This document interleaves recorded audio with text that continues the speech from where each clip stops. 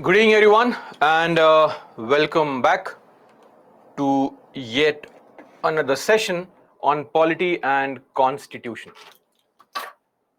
I hope I'm audible as well as visible.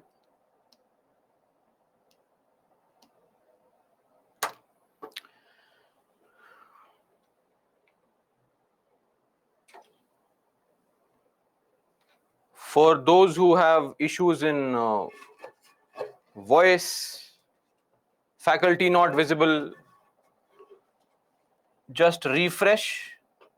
Hopefully, the issue will be resolved.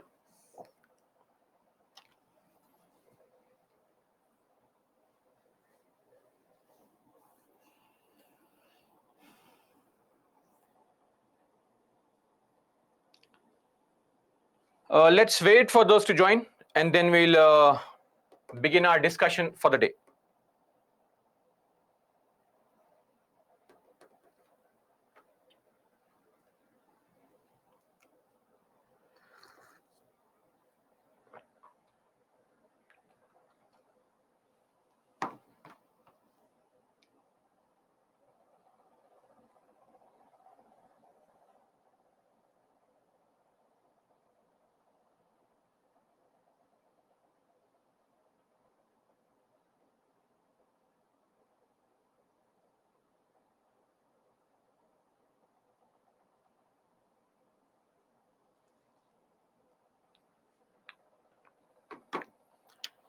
Okay, so now let's begin with a quick recap.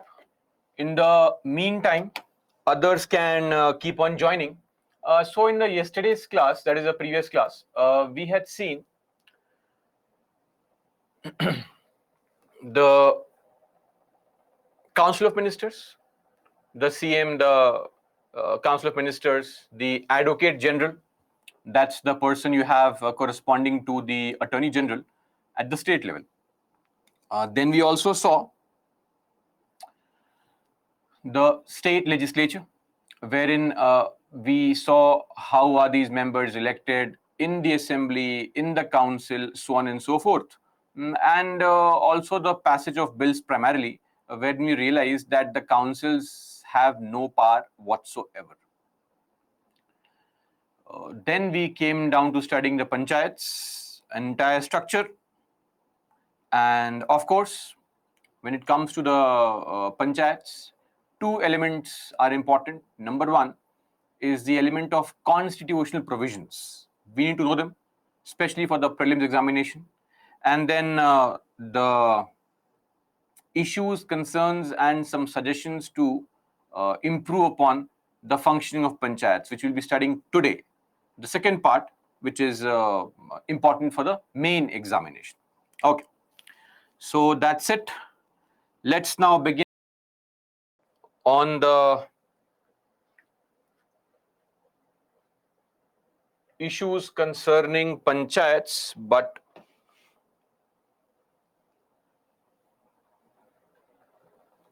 before that, 5 questions. You know the deal. 45 seconds, mark your answer, and that's it. Okay, beginning with the very first question.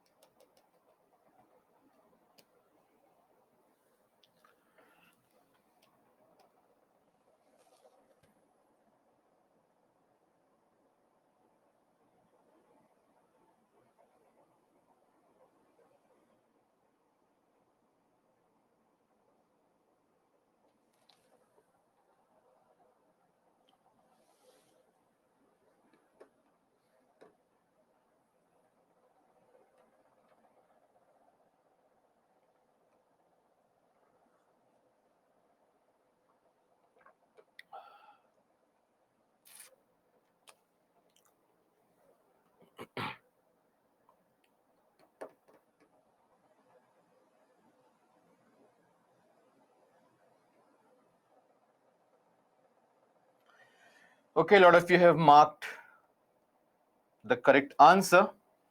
So, statement 1 says that the assembly, while passing an ordinary bill, can override the amendments made by the council. Of course, councils have no power. Whatever changes they suggest, amendments they suggest, they can simply be bypassed by the assembly. So, 1 is correct. A bill rejected by the assembly, irrespective of its origin, ends. So basically, if the assembly is not willing to get a bill passed, the state legislature cannot get the bill passed, because simply if councils agree is not a sufficient reason. We need the assembly to also be on board while passing the bill. So 2 is correct. C, both 1 and 2. Moving on to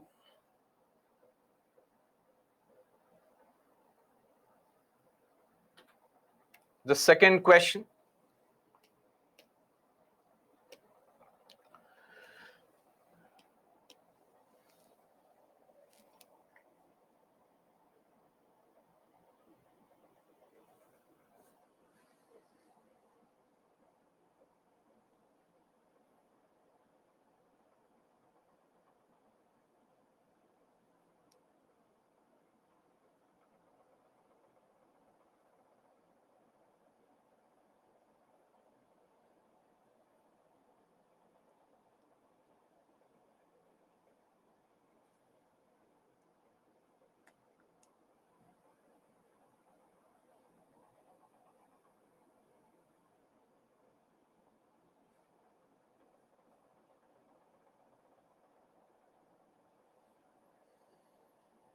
Okay, 51% got this correct.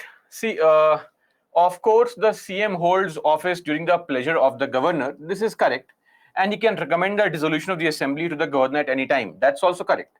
But he can be dismissed at any time is actually wrong.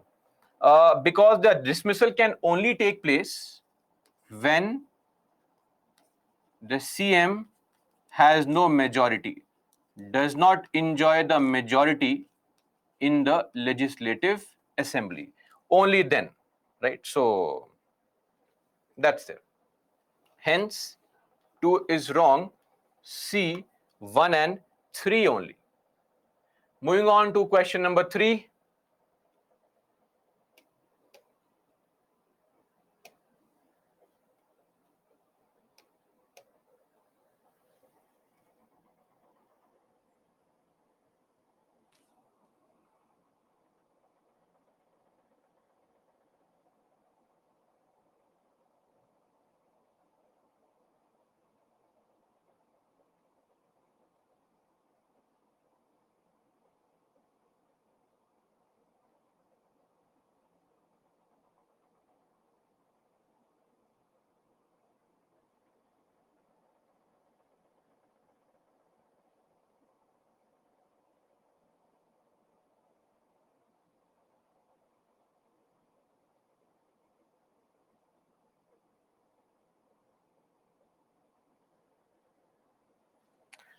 Okay, easy question. A lot of you mark this correct. In which of the following matters the powers of the assembly are equal to that of the council are equal to that of the assembly? Money bills cannot be introduced in the councils. One is wrong. Removal of Council of Ministers by an NCM. NCM can only be approved or introduced and passed in the assembly. 2 is wrong. Remove 2. You get the answer. 3 and 4 are correct. Easy question. Moving on to the next question. Second last question of the day.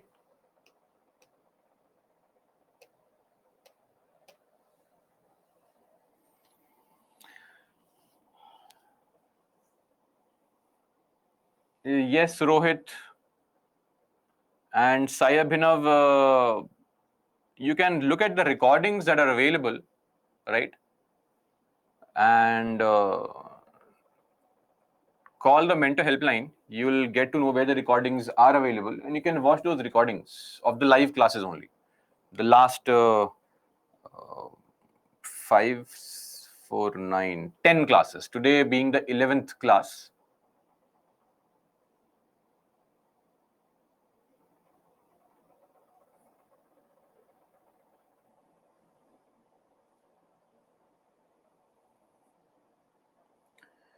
Okay. So D, both governor and speaker can call for a floor test in the assembly, of course, just like president can call for a floor test, so can the speaker call for the floor test. What is composite floor test? We have discussed this under trust vote in the chapter Parliament. Trust vote, when one party claims majority, claims forming the government. If two parties, right, or more than one person claims that I can form the government, then there's a composite floor test. Remember?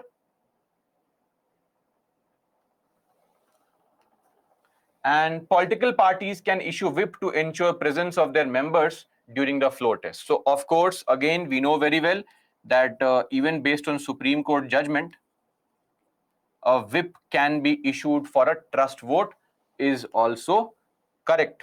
D, 1, 2, and 3. Last question for the day. I'll give you a minute. Take your time. Solve the question.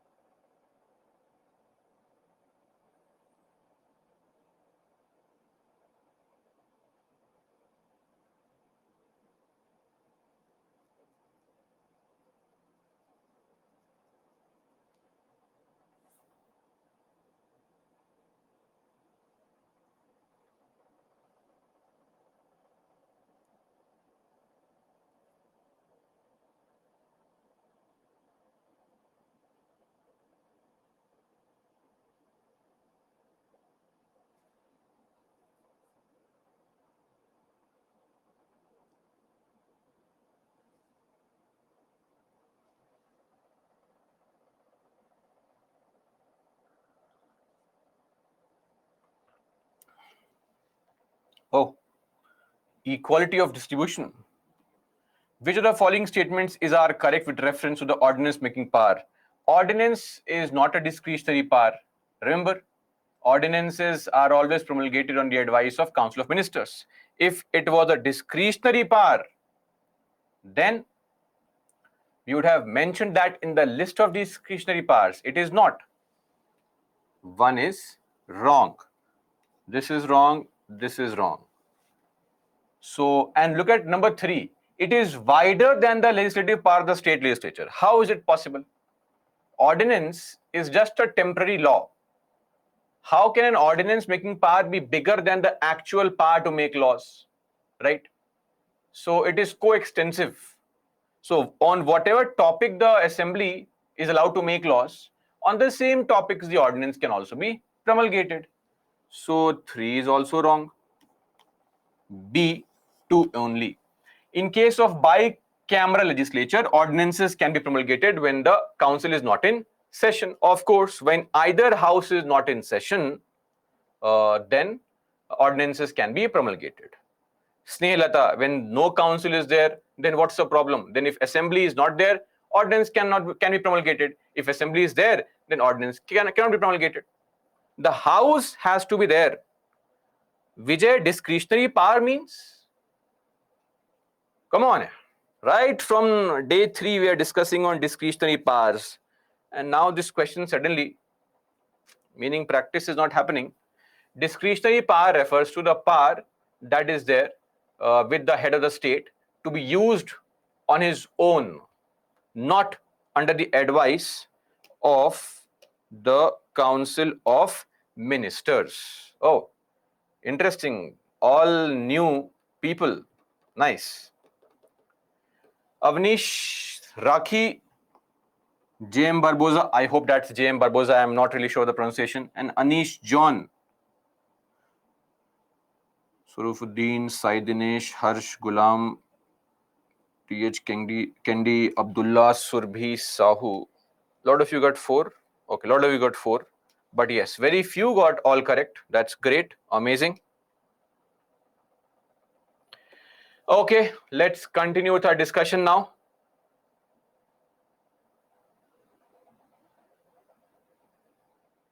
Okay, great. So, moving on to our panchayats and the issues concerning panchayats.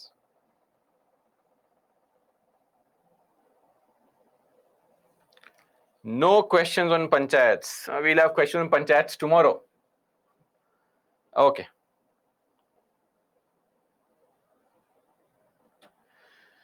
So first up, fundamental problems of PRIs. As I mentioned yesterday, what is PRI? PRI stands for Panchayati Raj Institutions. PRIs. Okay.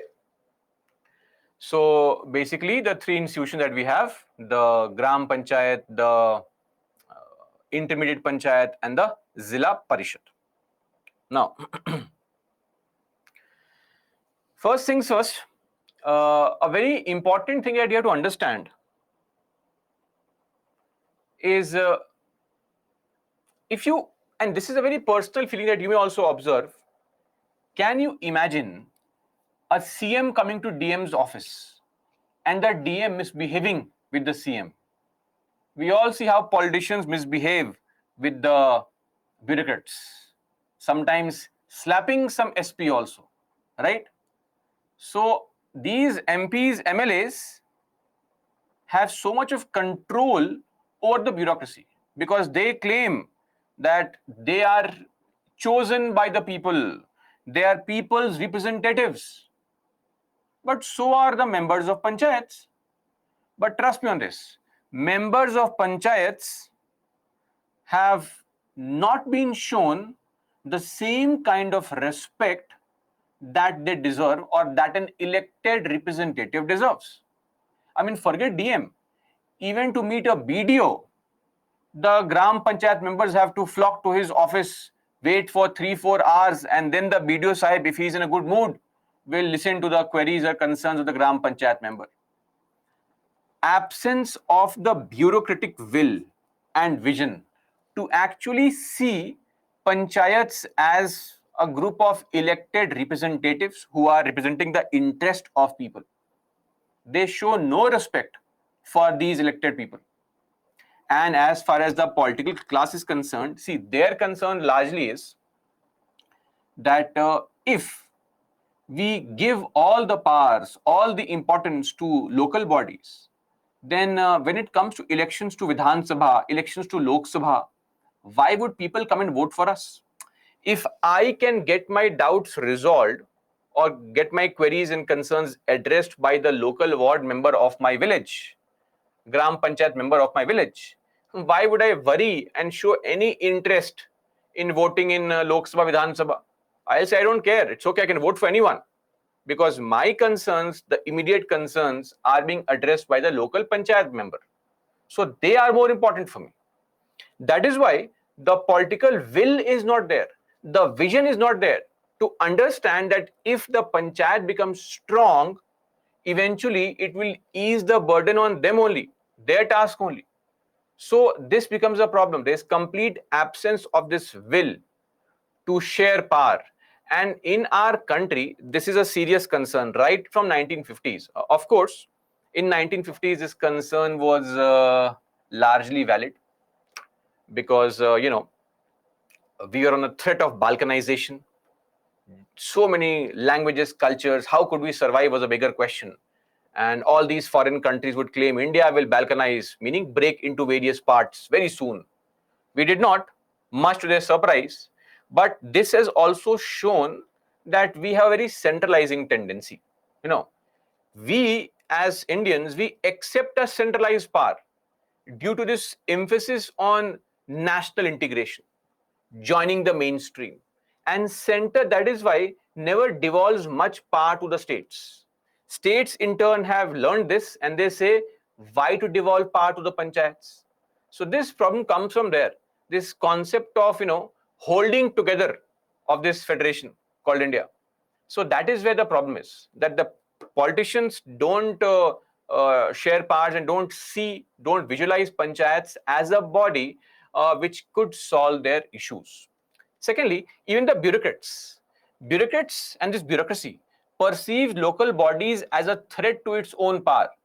And it does not frankly carry the mindset to serve under local politicians. I mean, you ask a DM or a BDO, they will not even consider Gram Panchayat members as politicians. For them, only MP, MLA is a politician. That's a very sad state of affairs. Ill treatment is given to these people. Number two, see, any discussion, any discourse on local governance always surrounds one idea. Local governance, they are basically meant to improve delivery of service. That is completely wrong. If you want, let's say I launch a scheme and I want the scheme to be effective at the ground level, I can hire more people, government staff, and tell them to implement it. Local bodies, panchayats, municipalities are not meant to implement schemes. They're not some agencies to implement schemes. They are bodies to devise schemes. What's the point otherwise? I mean, if you just want to implement a scheme or program at ground level, hire government staff. They are way better equipped to implement a scheme. Panchayat members, block members, Zilla Parishad members, they are people's representatives like the parliament. They should devise policies.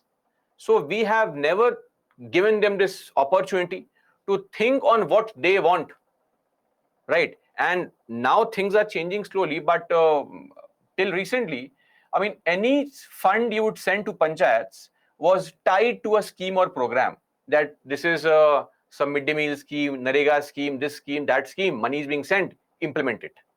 But ask them whether they want that scheme or not.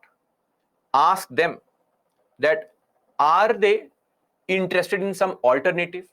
Do they have some other proposals, other alternative policies? So we have to also come out of this thinking that local self-governance is all about delivery of service. This narrow, very narrow, constrained mindset that they are only there to deliver services. No, no, no. They are there to actually formulate policies. If we start treating them as politicians, maybe we'll also develop this feeling that they are there to make policies. Okay. So this is with respect to the first two issues. Now, coming to point number 3. I'll ask you a simple question. During the pandemic, despite people losing life, see, frankly, India has been way better off than most of the Western countries when it came to the COVID situation. Whatever the left wingers say, let them say. India, with the constraint of our hospitals, etc., both central and state governments, they performed impeccably well to reduce the loss of life. But in a developing country, those issues will happen. We cannot simply say we can have zero death. That's not possible. But anyway, think of this. Despite the rampant spread of COVID, we had election in the country, right? In all the states, wherever elections were due. Okay. Whether it was in Tamil Nadu or UP or whatever. But there are so many states across the country where panchayat elections are delayed. I mean, it's a constitutional provision to have elections every 5 years, right? The point is that the state governments are not serious about panchayats. They always try to find some way to postpone the election. Why? See, why this happens is, right now, and at the local level, at a village level, people's mood or perception depends largely on very small issues. Their mood will not depend on, no, India's forex reserve has improved. Their mood depends on what is the price of onions and tomatoes and cucumbers, etc. today, right? Things that affect them. If there is some kind of price rise, let's say things are costly right now, they are angry with the current situation. They'll vote against whatever person whoever is standing up for the election. Politicians or political parties, they directly don't compete always. They will have their candidates who are loyal to a party. And let's say I am, say, for example, in some states, say Gujarat, BJP is ruling. Now, if BJP comes to know that there is price rise right now at the ground level, people are dissatisfied, and if we go for panchayat elections now, most of the people who get elected will be ones who are close to Congress, because people are very angry. Then in the next Lok Sabha or Vidhan Sabha elections, it will be difficult for me to mobilize people, because at the ground level, all these Congress people are controlling power. So every party wants that my people should control power at all levels. And for that, they want the right mood, right situation, not the 5-year automatic dissolution. And these state governments, we should ask them, will you be okay if the Lok Sabha says, let's delay the election in your state? They will go crazy. How dare you? Constitutional provision being violated, fascist government. But they are very much willing to delay panchayat elections. I mean, so many excuses are given. To just mention some examples, in some states, they will say some natural calamity has happened, meaning floods in certain areas, earthquake, no panchayat election. They just want an excuse. Sometimes reservation data not updated.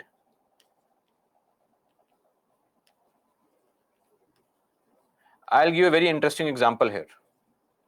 So what happened in 2013 in Karnataka? So normally before every panchayat elections, you have to update the SC/ST population percentage, so that based on the latest percentage, the reservation of seats can be done. Now, updating population percentage requires money. Okay.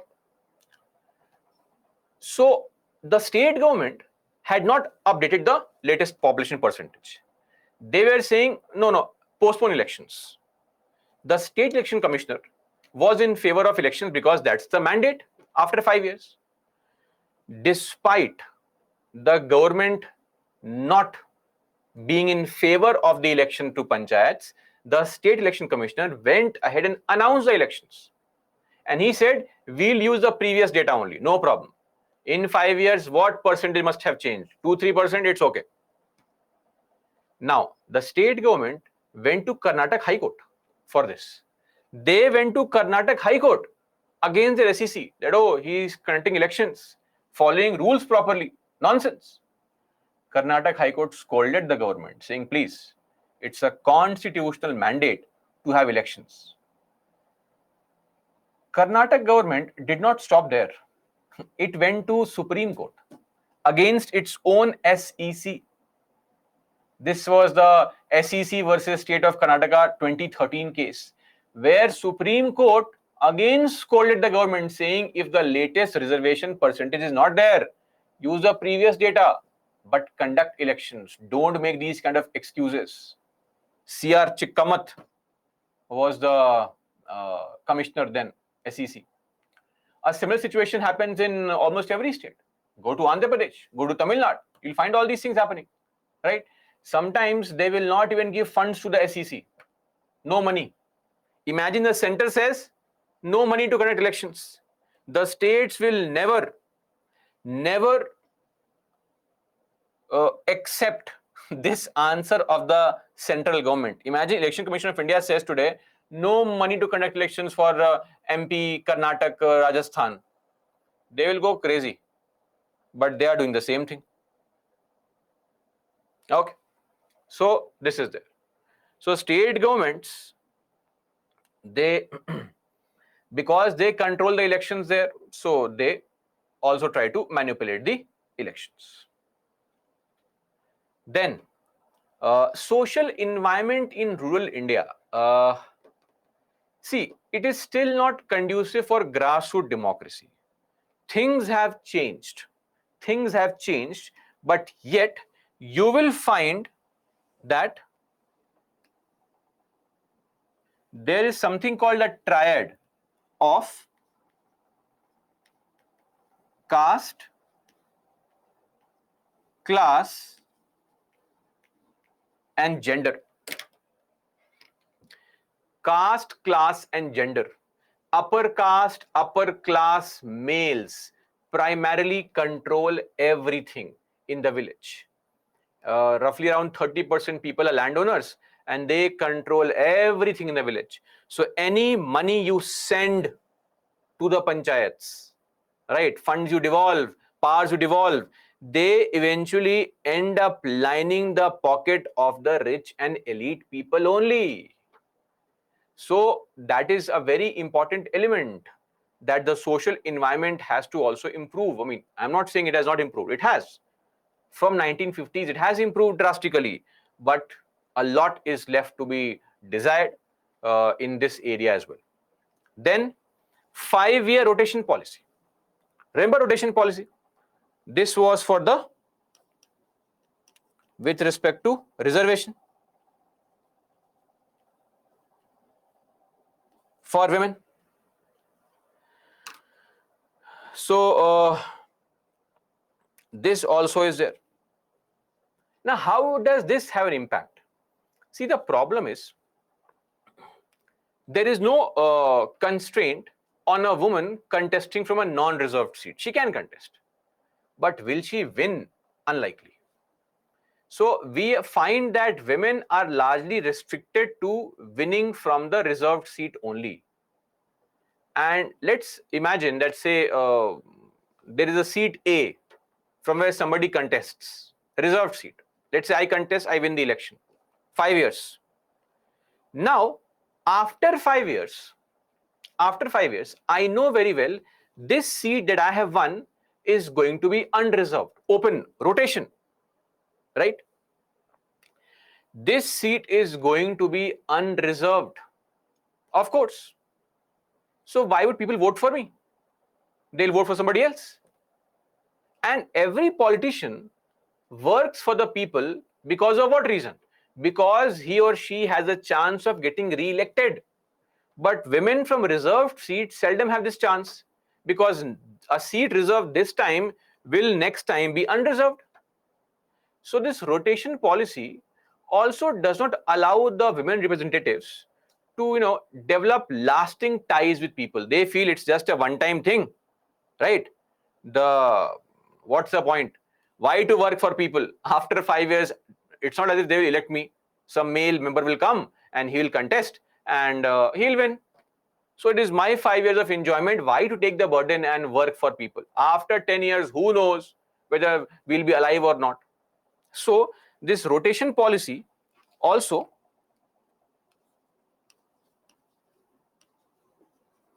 prevents women from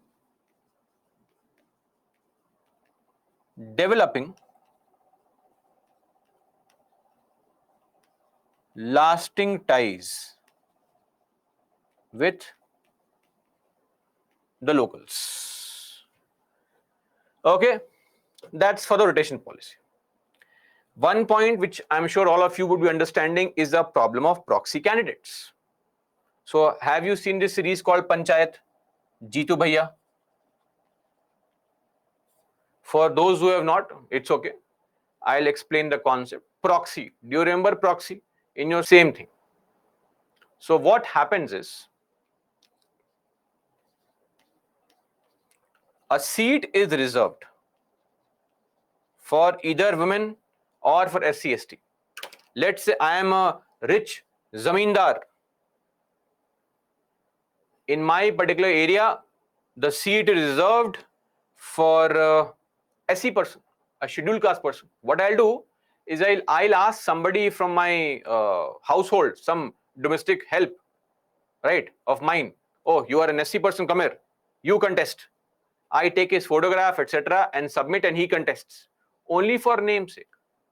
Once he wins the election, because seat was reserved, I go and attend the meetings. I sit in the Panchayat Bhavan, not he. He is back to his daily chores. Same goes for women. If the seat is reserved for women, in most cases, if the woman wins the seat, what happens? She will have no interest in going to Panchayat Bhavan. It will always be the husband, right? So this is what we call as a concept, Panchayat Pati. If you are the Sarpanch, then Sarpanch Pati. So a generic term for this is called Panchayat Pati, right? This term varies. Sometimes you may call them Sarpanch Pati, Pradhan Pati, Mukhiya Pati, whatever. Basically, this refers to those men whose wives are members of Panchayat, either member or the chairperson, the Sarpanch, and they are the ones who are attending the meetings. And should we watch Panchayat movie? This is series, don't watch, it's okay, not important. But this is the idea, right? And this is a series which came recently.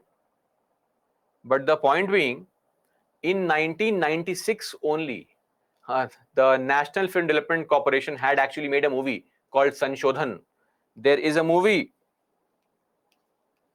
called Sanshodhan much before this series came.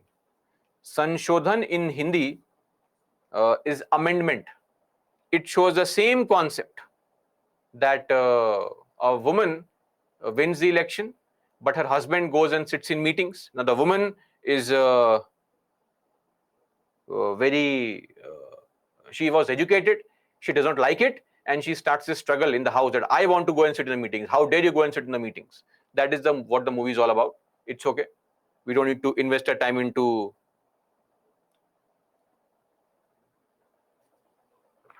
all these things. Okay. So this is there. Now again, let me also remind you, because this series came right now, a lot of you had no idea. You thought, oh, the series is reality. No, it is not the reality across the country.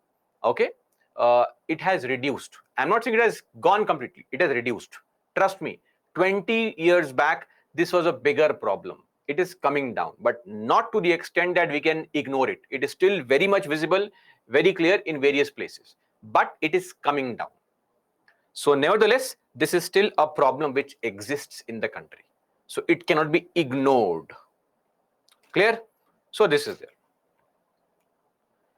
Then, creamy layer has benefited more. What is this creamy layer? What is creamy layer? Creamy layer, just like, milk. Cream floats on top of the milk. So the socially advanced people in a particular community, that's called creamy layer, elite class, socially advanced.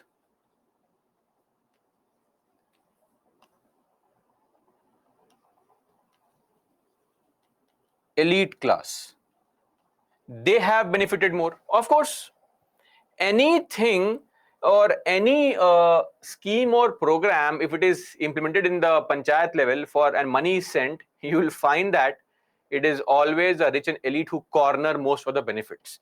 Did we not see in the recent situation where this person in Punjab was coming to collect food grains in a BMW from a ration shop?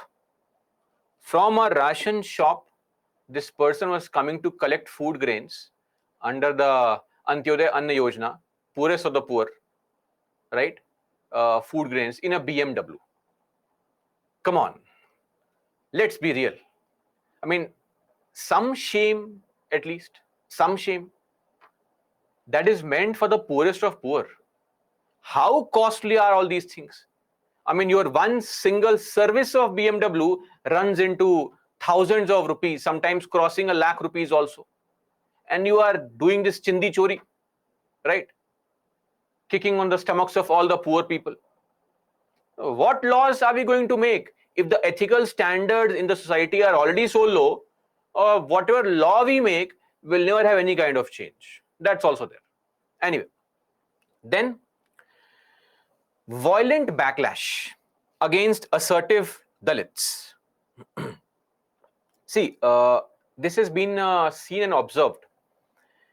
In some places, you will find that if, let's say, a Dalit, especially after this entire Jai Bhim thing and all, though, again, politicians involved in any upliftment program of any community, they have no interest in uplifting the community. They're only interested in uplifting themselves. But anyway, lot of Dalits are now getting educated thanks to our reservation policy, etc. They are getting to know their rights, etc. And when such things happen, let's say there's a reserved seat, an SC person comes and becomes a sarpanch. We have seen in various villages, those SC people are not allowed to enter the Panchayat Bhavan. Imagine a sarpanch sitting outside the Panchayat Bhavan, or every member is sitting on the chair, sarpanch who is a Dalit sitting on the ground.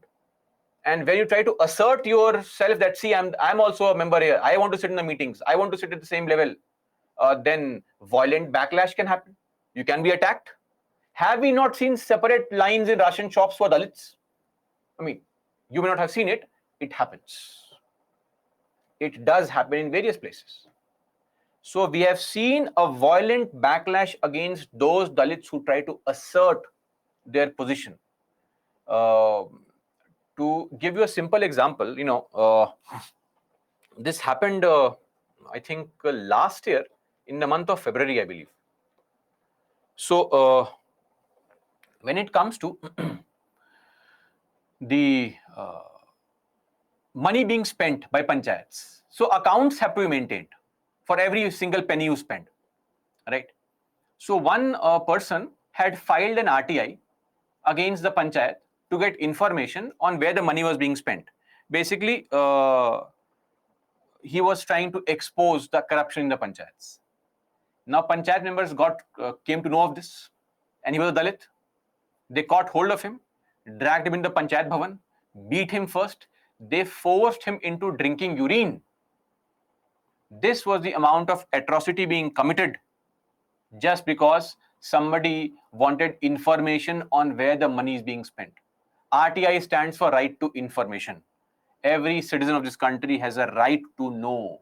You can get information on any thing from a local government, from a state government, from the central government, right? More on RTI in your governance classes. Anyway, so that's there.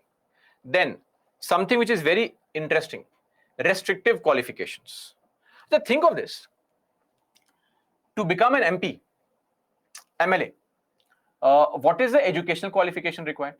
Educational qualification, tell me. Is there any educational qualification to be, forget MP, MLA, Prime Minister, President, CAG, Election Commissioner? I mean, barring Supreme Court judges, High Court judges, and Attorney and Advocate Generals, there is no need for any degree, right? But various states have made educational qualification for contesting panchayat elections. Example, education. States like Chhattisgarh, Haryana, Odisha, Chhattisgarh, Haryana, Odisha, Rajasthan. I'm not saying this is wrong, of course. But the point is, these are very nice. We should have more educated people everywhere. But firstly, implement it at the MP level, MLA level. But no. You want to implement this at the panchayat level first. But at the village level, the literacy rates are already low. If you implement these kind of things, lot of people become disqualified, right? Just to give you an example, when such a provision was implemented in Haryana, 68% Dalit women automatically became disqualified. Why? Because they were not educated. And after 75 years, if somebody is still not literate, it's also the country which should be blamed. The administration which should be blamed, not the people only. Not just this. In some states, they have a two-child policy. Meaning, if you have more than two children, okay, if you have more than two children, can't contest panchayat elections. States like Chhattisgarh, right? States like Andhra Pradesh, states like Telangana, Maharashtra.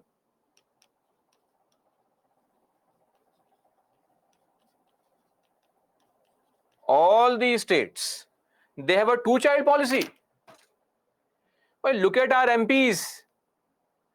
MPs have 10, 11 children, right?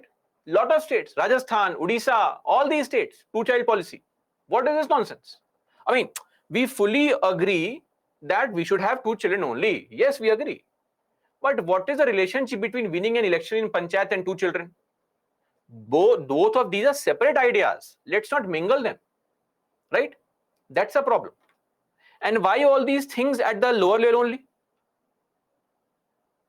And imagine these laws are passed by state legislatures, where they have some MLAs who I'm sure are uneducated and have 10 children. Look at the audacity to pass such a law. I remember there was this former chief minister of a state. Let's not name the state. You will know if I say so. So basically, this CM, a former CM, had gone to some kind of show, KBC or something, and he was shown a picture of his family with all 11 children. He could not recollect the names of all his kids on the spot. That was the situation. Anyway, then one more interesting qualification has come up recently. Okay, is having a functioning toilet in your house. So states like Sikkim, Punjab, Rajasthan, Uttarakhand, Maharashtra, all these states. These states, they have this qualification that you should have a functioning toilet in your house built, which you use, and only then will you be allowed to contest elections. They are two different things, right? What is this nonsense? Functional toilet means promoting Swachh Bharat Abhiyan. Very good, very nice.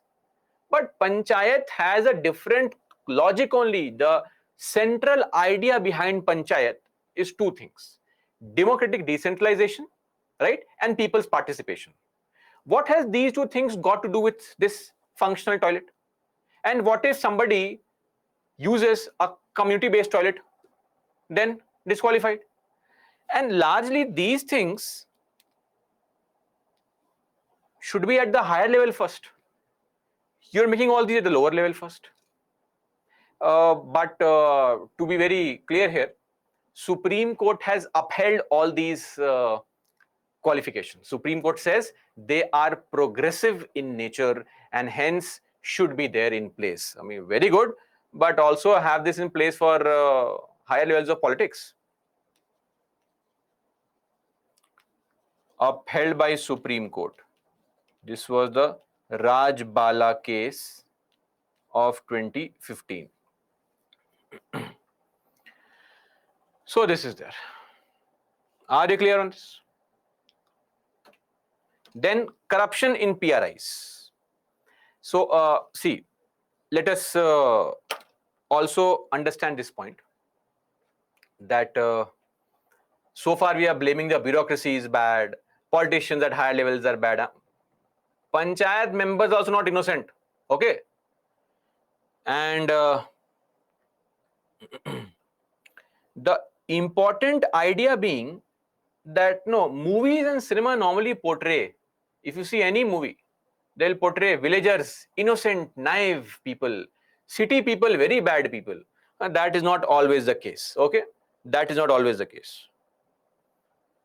Firstly, at the village level, corruption, and why would a mukhia or a sarpanch get involved in corruption? See, how does corruption take place? There is a proper plan for it.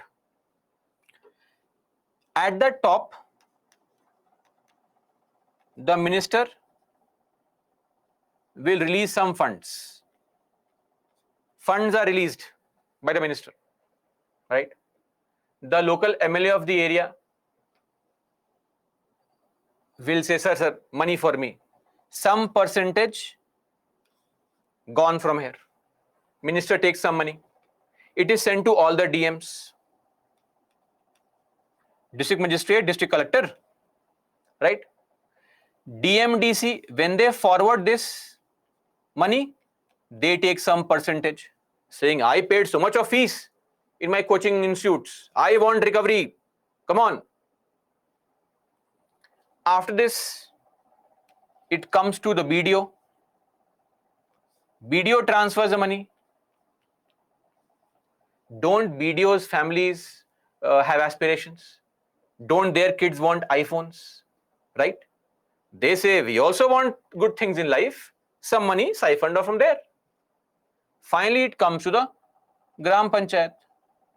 Don't think a Gram Panchayat member are some amazingly nice people. No. They all siphon off money. And finally, whatever remains is given to people. Okay? This is a proper chain of corruption at every level that happens. So this is with respect to the corruption in PRIs. Everybody. And also, people, don't think that these people are some amazing people.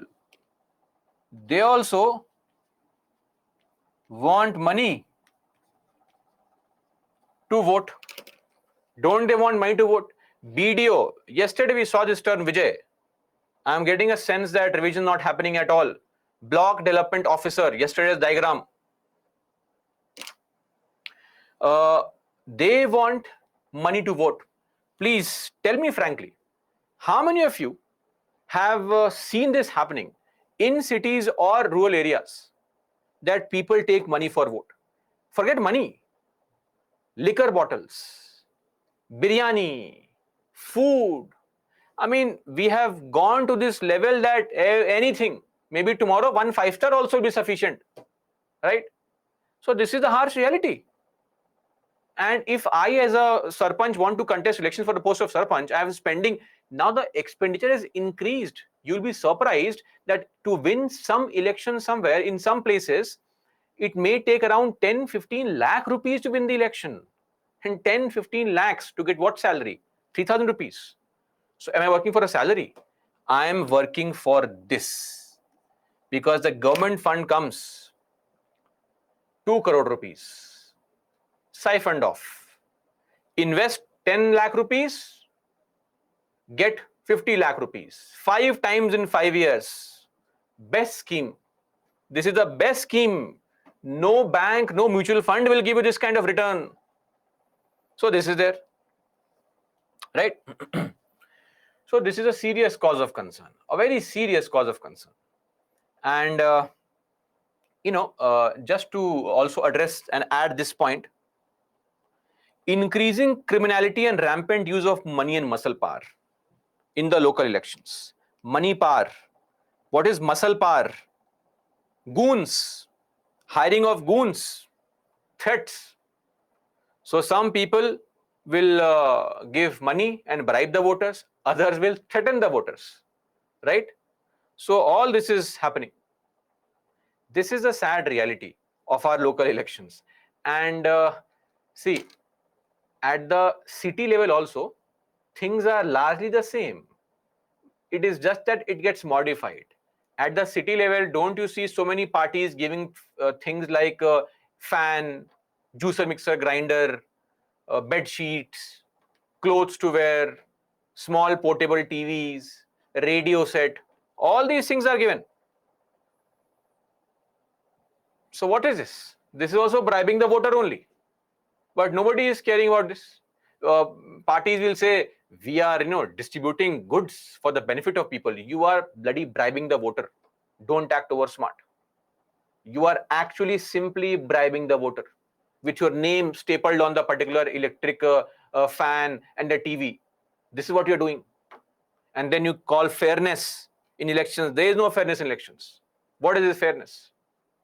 Money is what matters to win the elections. Sadly, elections are free. How fair they are is a completely different discussion altogether. So this is there. One more thing,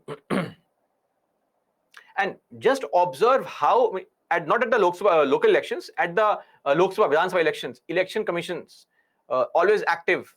They catch hold of 2,000 crore rupees caught there, seized there. This is nothing.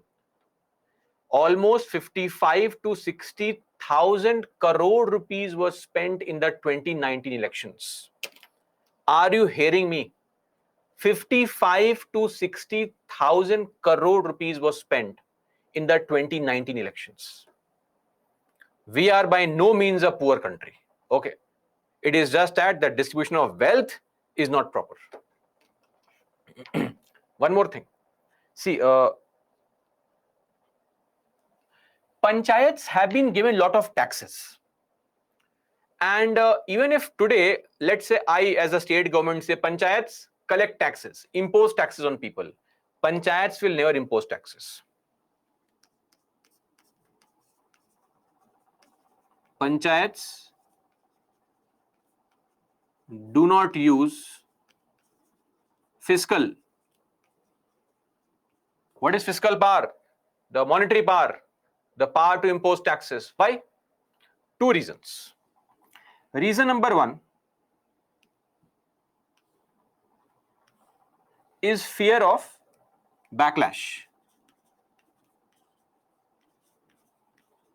Let us say I have won the election from an area and now I impose tax on the people of my area only.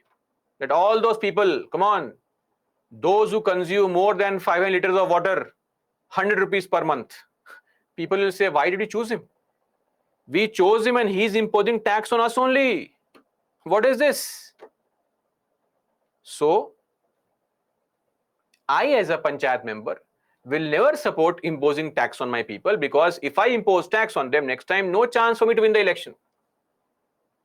Secondly, the real problem lies in accountability. See, right now, money comes from the central government, state government, whatever. I as a person in the village have no concern. If money comes to me finally and benefit is received by me, say a better road, okay.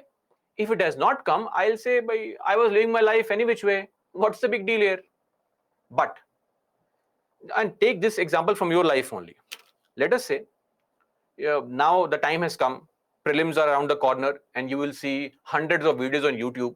Learn polity in 3 days, history in 2 days, top 50 questions, most important questions, tricks to learn, solve prelims questions. All these videos will come up. And if you see any video on YouTube, which is free of cost largely, you have no control over the maker of the video. You can simply write in comments, sir, waiting for next video, dying for next video, so nice, so cute, humble request. That's what you can do. But let's say at Byju's, you have paid some money to purchase a course.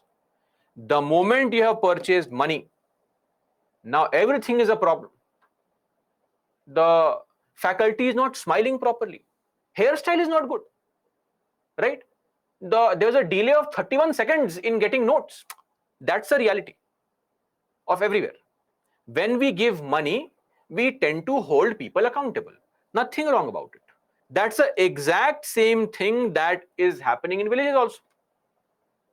Imagine a panchayat member has imposed taxes on people. He goes out for a morning walk. Neighbor catches him. Wait.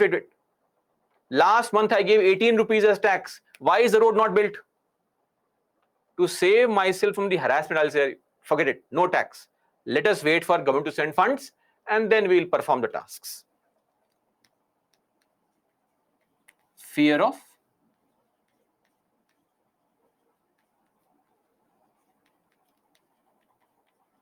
accountability. So because of these reasons, panchayat members don't really want to impose taxes at all.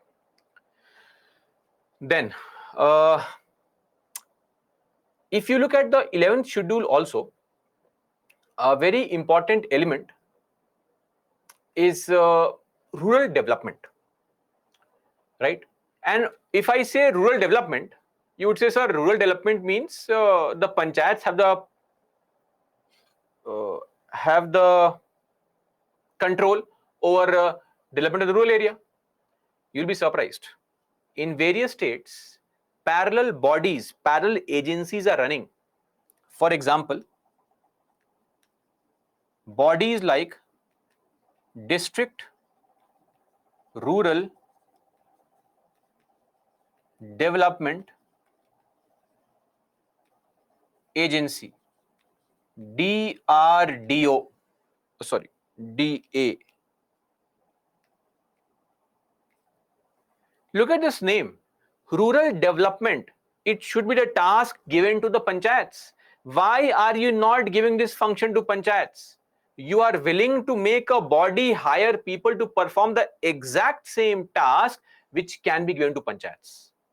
Or District Health and Sanitation Society, DHSS. Health and sanitation, one more topic under Schedule 11. Still, we are running parallel agencies, hiring people to perform the same task but not devolving it to the panchayats.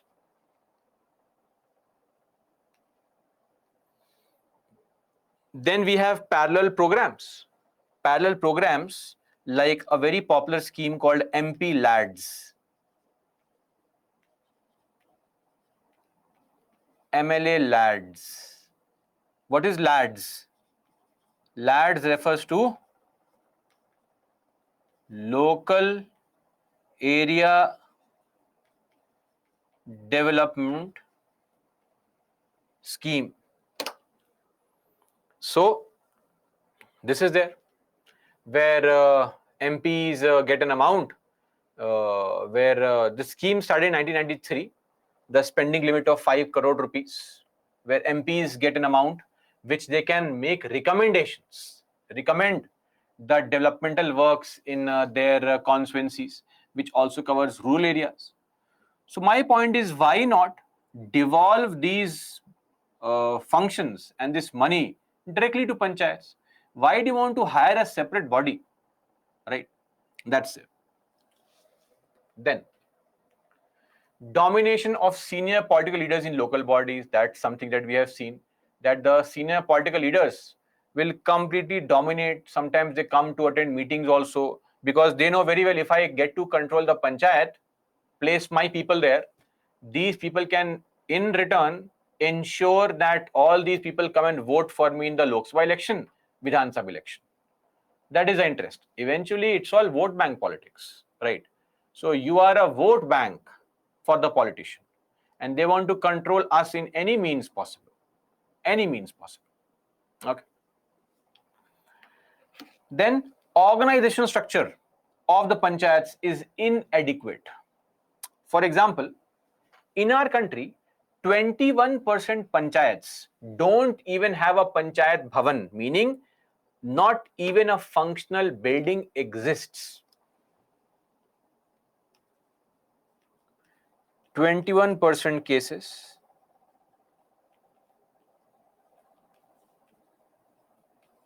no panchayat bhavan. Where are meetings being held?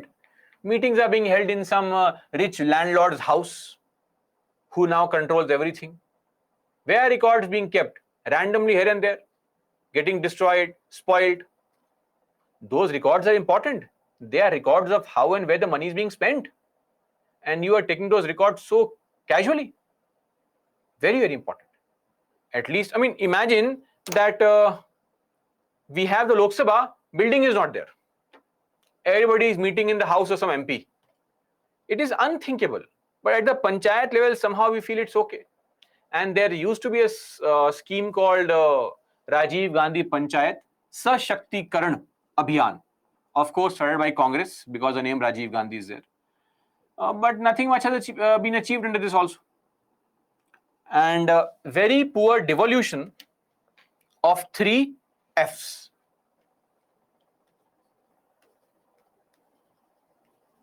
Funds, functions, and functionaries. What is funds? Money. Panchayats don't get money. Every single penny they get is some scheme that they have to implement. Functions, we are witnessing very well that the state governments are willing to run a parallel program called DRDA, DHSS, but they will not devolve the functions to panchayats. What if panchayats become self-independent? Then who will respect us? And of course, functionaries, meaning staff. So the staff at panchayat level are poorly trained.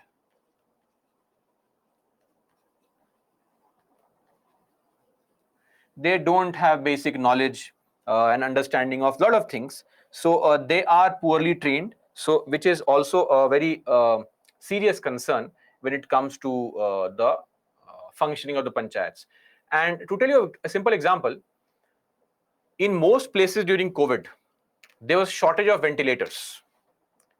And there's a report that in one taluk in Karnataka, ventilators were lying unused in the healthcare center. Why? Because no expert was there to use the ventilator. This is the problem.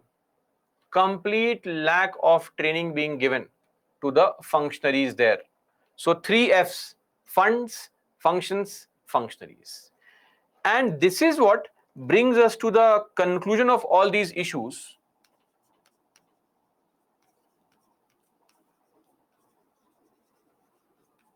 Which is functionality of panchayats. Functionality, use value. What exactly is the use value of panchayats? I mean, you have corruption, you have a fully top-down centralized approach, nobody is willing to share power only, structure of organization is very poor, buildings are not there, corruption rampant everywhere, parallel schemes are there, parallel programs are there, social environment is not sufficient, right? Proxy candidates are there. What's the use value of panchayats? Are they even efficient is a bigger question you have to address. Forget all this. It all now boils down to the use value. Why did we have panchayats?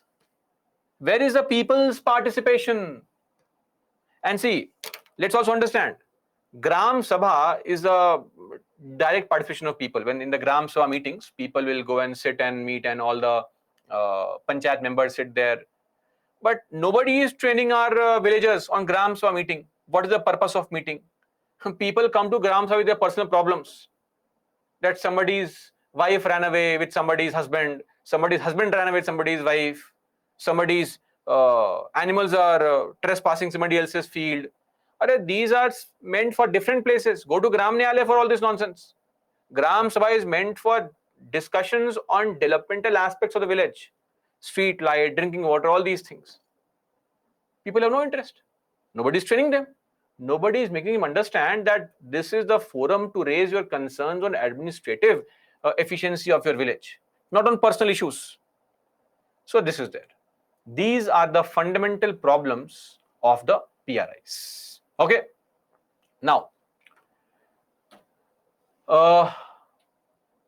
we have to mug up all these points because any question on panchayats will be framed around just three things: importance of panchayats, issues concerning panchayats, and number three, suggestions on improving the panchayats. That's it. Nothing beyond that. Nothing beyond that is possible only. Okay. Now, coming to women. But before that, a very important point also needs to be addressed.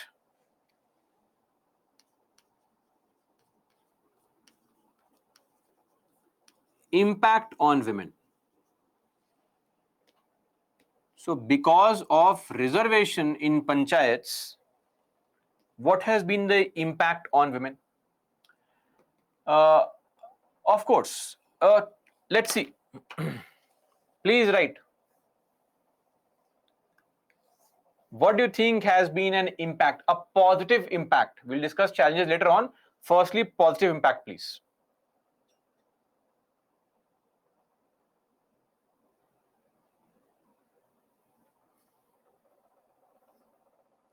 Empowerment, respect, women-related issues being discussed, increased participation, okay, representation in Gram Sabha discussions, accountability, participation, high importance, political involvement, social awareness, political participation, gender equality, removing patriarchy, freedom to state their views. Fair enough, fair enough. So yes, largely I believe you have an understanding of what exactly are we referring to. Of course, first up is the increase in participation.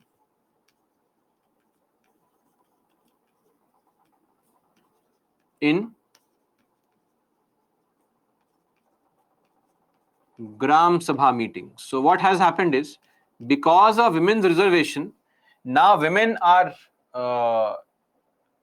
looking at more and more members amongst the Gram Panchayat as women members. See, Sarpanch is a woman, or 4 or 5 women are members of the Panchayat.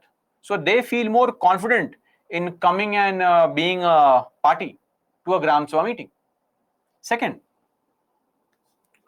also, as somebody pointed out, that this would also result on, we have seen an increase in expenditure on a lot of critical issues.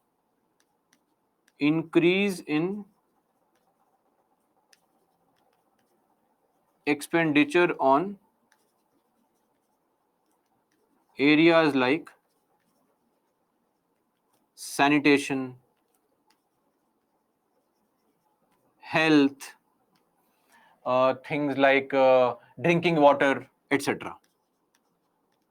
Because women who have largely been a part of care economy, caring for the family, they have seen firsthand the issues that can come with lack of sanitation, health, and drinking water. So, of course, we have found that especially in those panchayats where you have a sarpanch as a woman, larger spending on things like sanitation, health, drinking water, etc. has happened. Then also,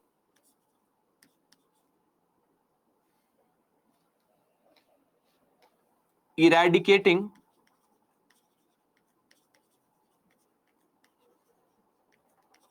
social evils which largely affect women also.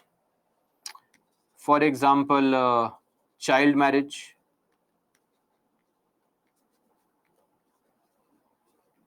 dowry, right? You can say things like liquor ban, right? So all these things are there.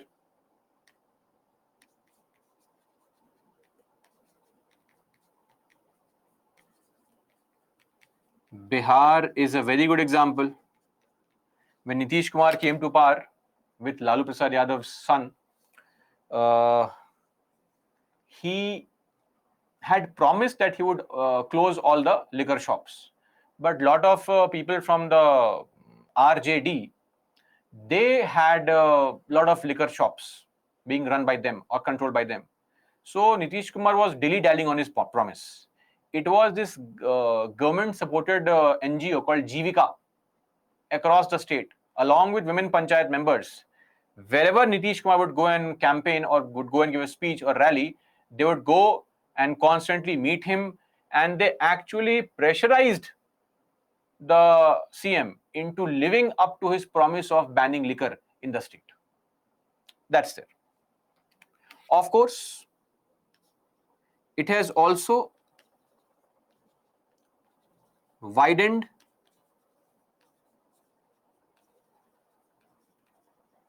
the gender base of politics. Yes or no? Now we have 46% women who are members of these panchayats. 46% women. I mean, if you look at the number of women in Lok Sabha or Rajya Sabha, the number never crosses 15%. 15, 1-5. But here, in almost half the cases, it's women who are members. And let me also tell you, in our country, lot of states have made the reservation up to 50%.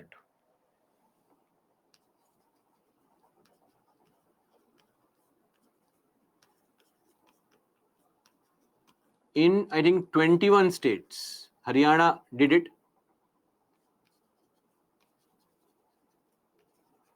21 states. One big state, UP, does not have 50% reservation. It has only 33% reservation. Apart from it, all smaller states, Arunachal, Goa, Mizoram, Meghalaya, Nagaland, Manipur, forget these states, small states, which don't have panchayats also, some of them.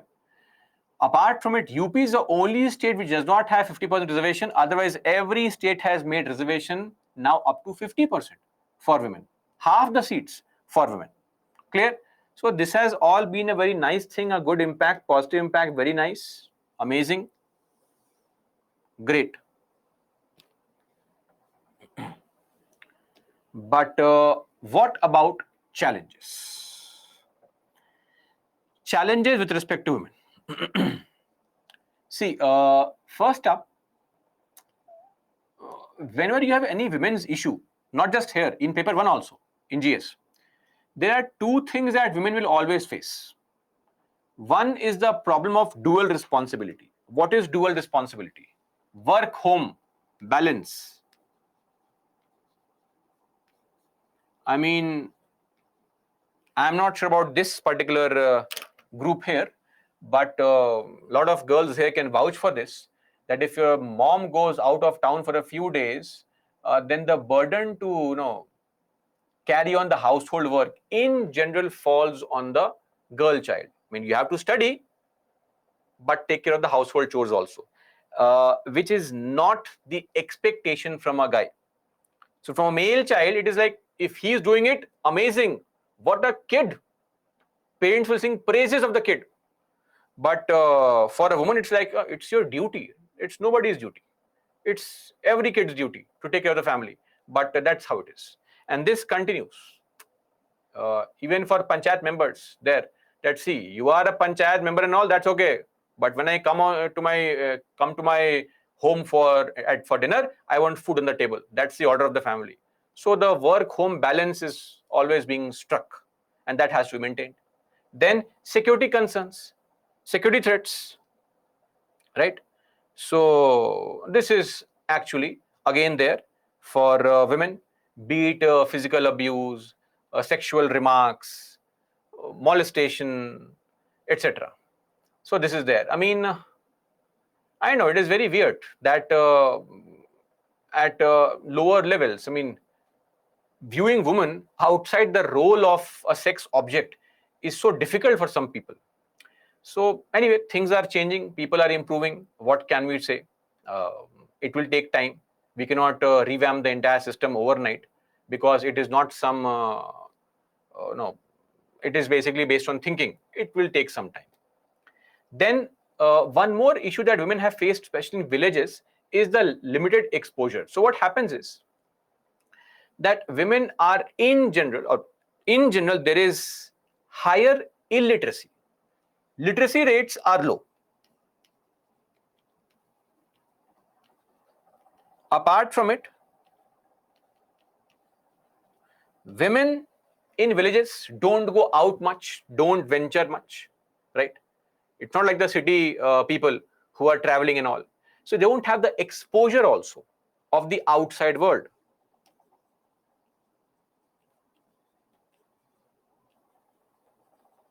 And coupled with literacy levels being low, it makes women less assertive. So even in a panchayat meeting, you will find that women are largely keeping quiet because they feel, oh, the male members know way more than I do, so I should keep quiet. So they don't put their foot down even for important issues. That's there. Then, of course, lack of motivation and support from family, also from your colleagues. Family, other panchayat members. And this is also going to be something that a lot of women here will face in future. Please be ready for that. That is the challenge that men have in accepting women in roles of authority. Okay, so it is still seen as a challenge by a lot of men, that how can a woman, or how can I take orders from a woman? That's there. It's more common than you can think of. And let's say, see, there are some services where hierarchy is very strict. A very simple example I always give is the police service. So let's say you are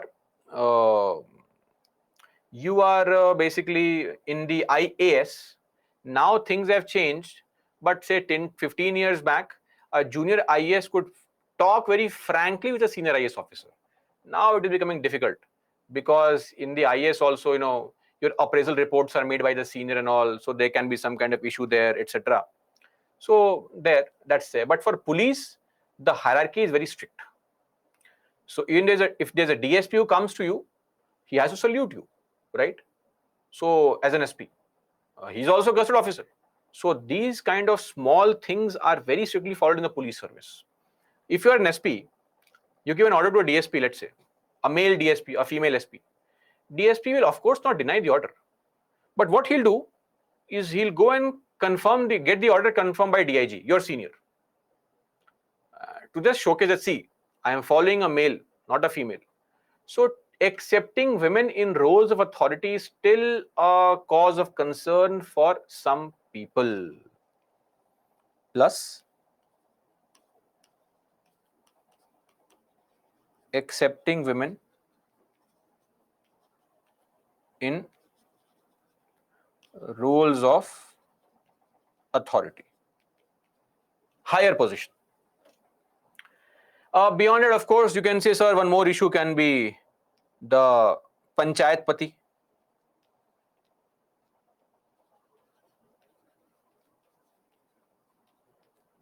Still exists.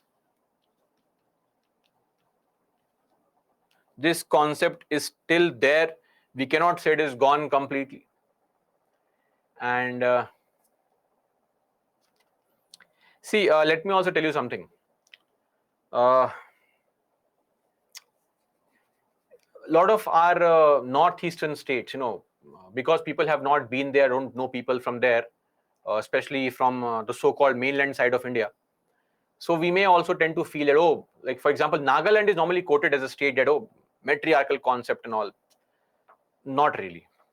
I mean, not to quote that Nagaland did not have a single woman MLA till recently. That is separate. Not a single woman MLA.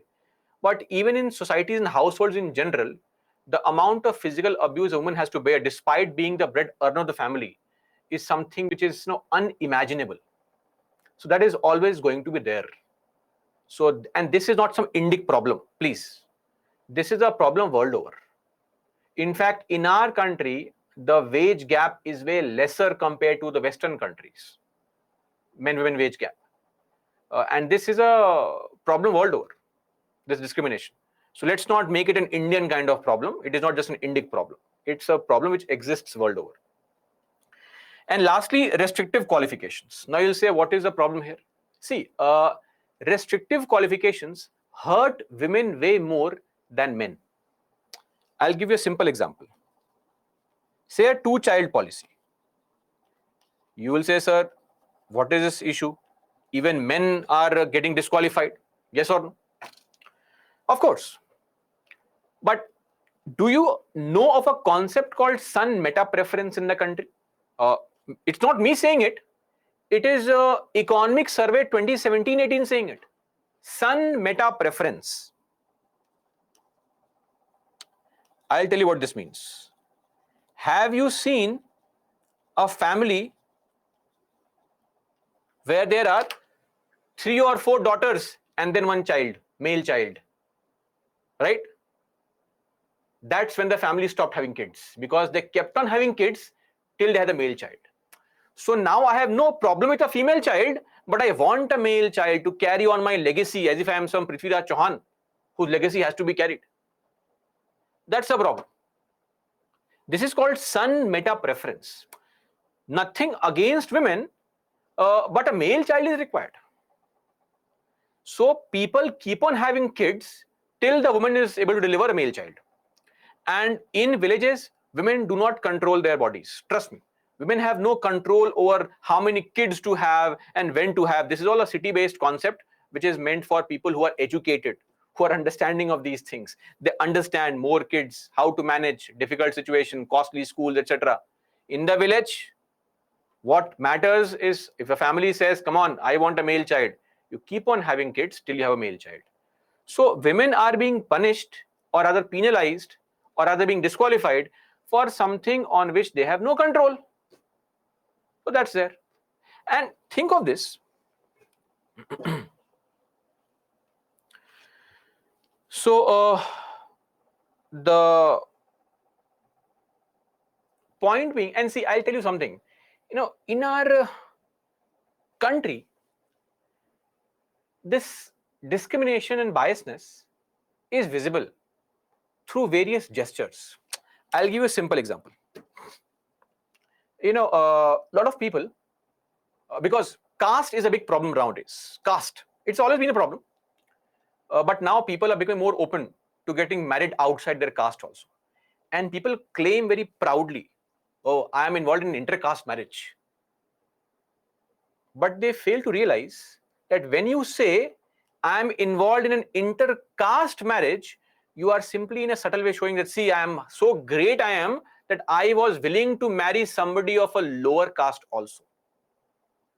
In a deeply subtle manner, you are just reflecting your personal caste bias, because it's just a marriage. It's not an inter-caste marriage, right? Same thing. We have seen so many cases where people claim, oh, they're not my daughters, they're like my sons. Why? Why are they like your sons? Why are they not just daughters only? What is this need to refer to a daughter as a son replacement? Not required. This somehow is a subtle hint that, I was biased, but I'm also open to being cool. These things will slowly go away, but these are all reflective of our deep-seated insecurities and biases. That's it. Anyway, and just to summarize all this, one very big point is we have given representation to 50% women now in every state. I mean, 21 states is every state. And the states which don't have it are the ones which don't have panchayat provisions also, primarily. And UP, one large state. Despite this, have we suddenly seen more tickets being given to women in Lok Sabha, in Vidhan Sabha? Not really. The same number of tickets are being given to women. As I said, around 15% of the women MPs in Lok Sabha, around 14% in Rajya Sabha. That's it.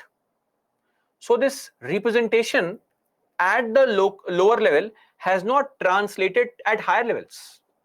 That's not there. Where the real power lies. Where the real power lies. So that's there. And just to end this discussion, we are yet to see women in politics, especially beyond the role of what we say as three Bs, you can also call it four Bs. This is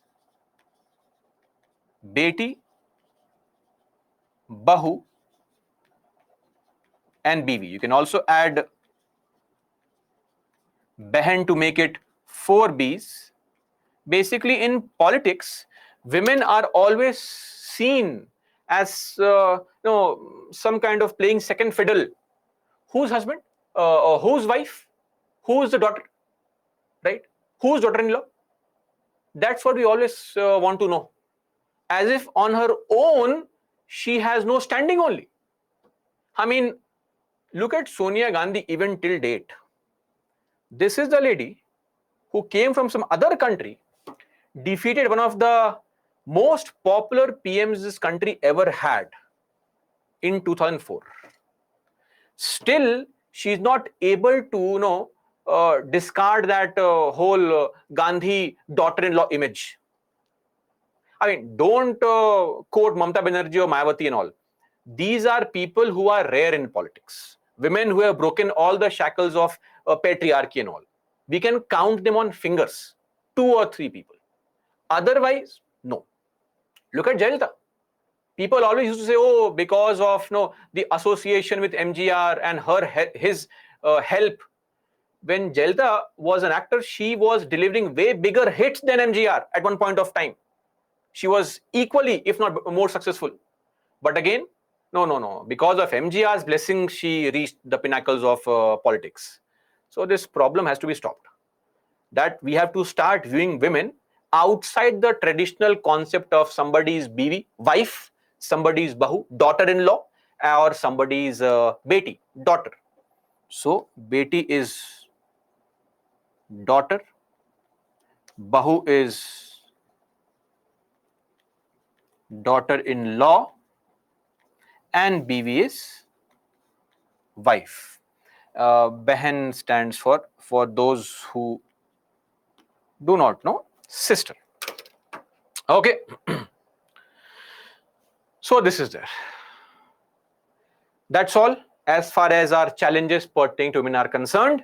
Now we'll look at the suggestions, how to improve upon the condition of panchayats. So the best suggestion is second ARC recommendations. So second ARC stands for Administrative Reforms Commission. And let's take a break now. After the break, we'll take up for discussion the second ARC recommendations. Break, please. Let's be back at 6:50.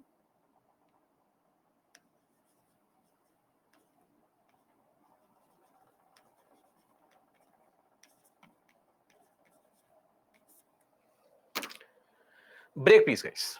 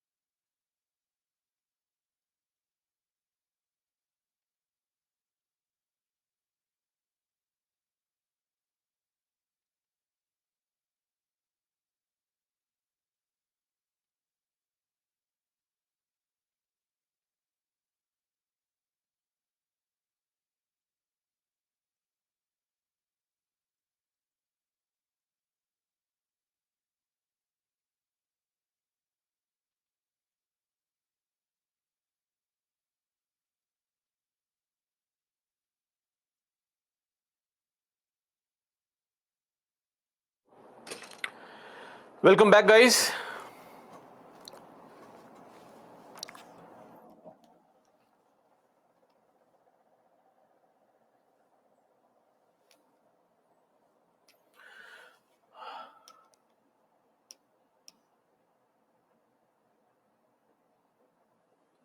Yes, Umang, you can use sun meta preference in your answers.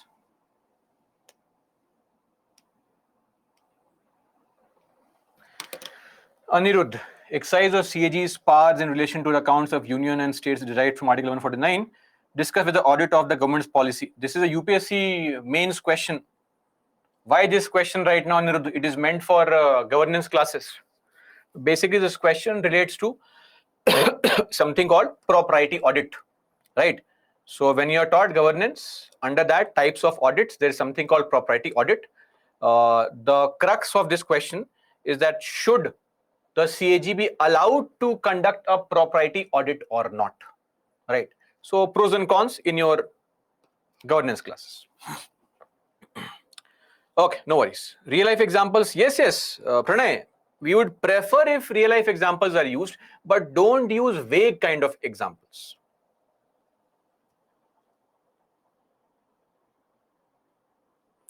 Snehilata, fixing a time frame for governor to sign the bills and all would not be nice.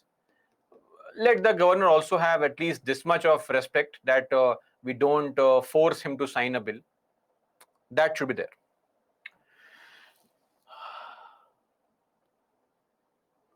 Pritam, sir, I read newspaper, but I can't in 11. So you can skip the newspaper for now. But how is it possible that nothing can be understood? You can watch the daily news analysis that is done for your easy understanding, and slowly and steadily read the newspaper. Basically, just basic skimming through the newspaper. Sir, Angita, sir, can government question officer question the panchayat member? Yes, they can. No problem. Sairaj, RP 5051 are different, two different laws. We'll discuss this after judiciary.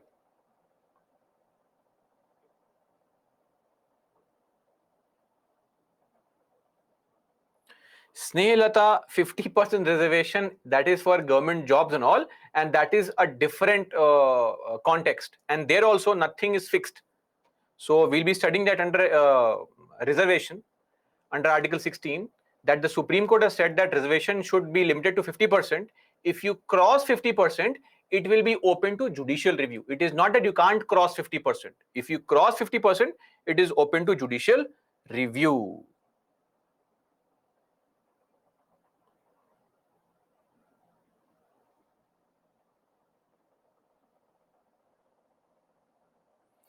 Yes, Pranay, that's also the case.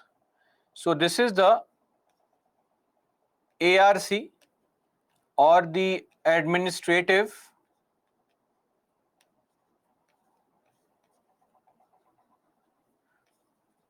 Reforms Commission, ARC.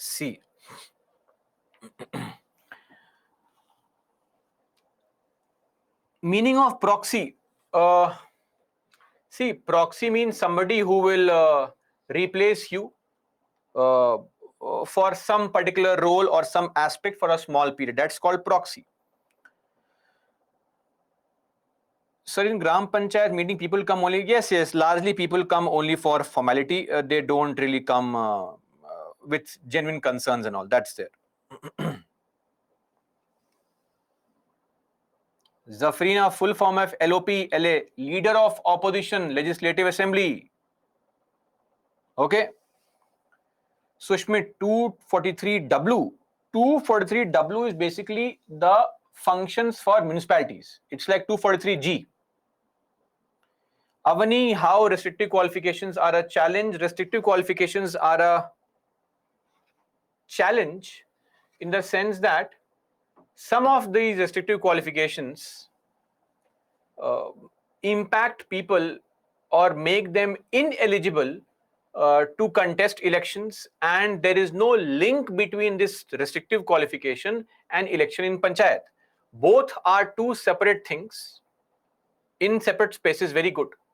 For example, if UPSC says that to sit for the civil service examination, a person should also be able to lift dumbbell of say 50 kg. Maybe lifting a dumbbell of 50 kg shows your strength, but what is the relationship with UPSC? So both are good things in their own separate space. There is no link between these two. We'll understand more of this when we study Article 14, that this also violates Article 14 to a certain extent. Aksa, 243G is the functions to be given to panchayats. Vishal, no need to read who is saying second ARC. Ignore that. Just read the recommendations I am telling you, nothing else. Yes, Jhansi Rani, panchayat members can resign. Saran, I would prefer that you read Indian Express, but anything is okay. Hindu or Indian Express, both are okay.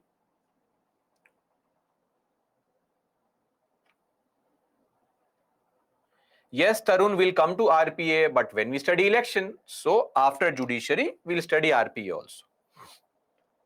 The 3 B's mentioned here, Aarti, it refers to the women being confined to the in politics to be seen always as beti, bahu or biwi of somebody, not in her own might. Okay.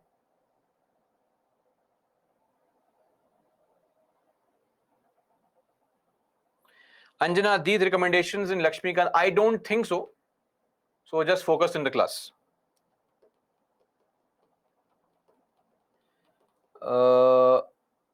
PRI members are accountable to people you have voted. That is why, see, this is your problem. You are not respecting you are not viewing this member as a politician only. Who is the MLA responsible to? People. There you're okay. But why can we not simply treat the panchayat member as a politician? He is also a politician, just at a lower level, a smaller administrative unit. So he or she is also accountable towards us only, because we have voted for him, right? So we also need to treat them as politicians only, because they are politicians. Okay, second ARC recommendations that would improve upon the condition of panchayats. Preetham, sir, DM or DC also in corruption. Why? Is he somebody special or what? Same human being, sir. You also will become corrupt in future. Who knows? May or may not. There is no guarantee. So anyone can become corrupt. Now, first thing is this Article 243G, which refers to what kind of functions to be given to panchayat. Remember, we saw yesterday. And 243W, which is for the municipalities. Okay, let's write like this.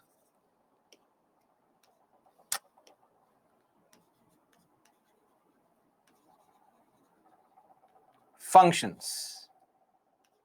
This is for panchayats and this is for municipalities. Okay, so yesterday we had seen that the phrase used in these articles is the legislature of the state may. May refers to something which is optional. Second ARC says that why should it be optional? It should be mandatory. Shall. Shall makes things mandatory. Difference. Then, one more thing.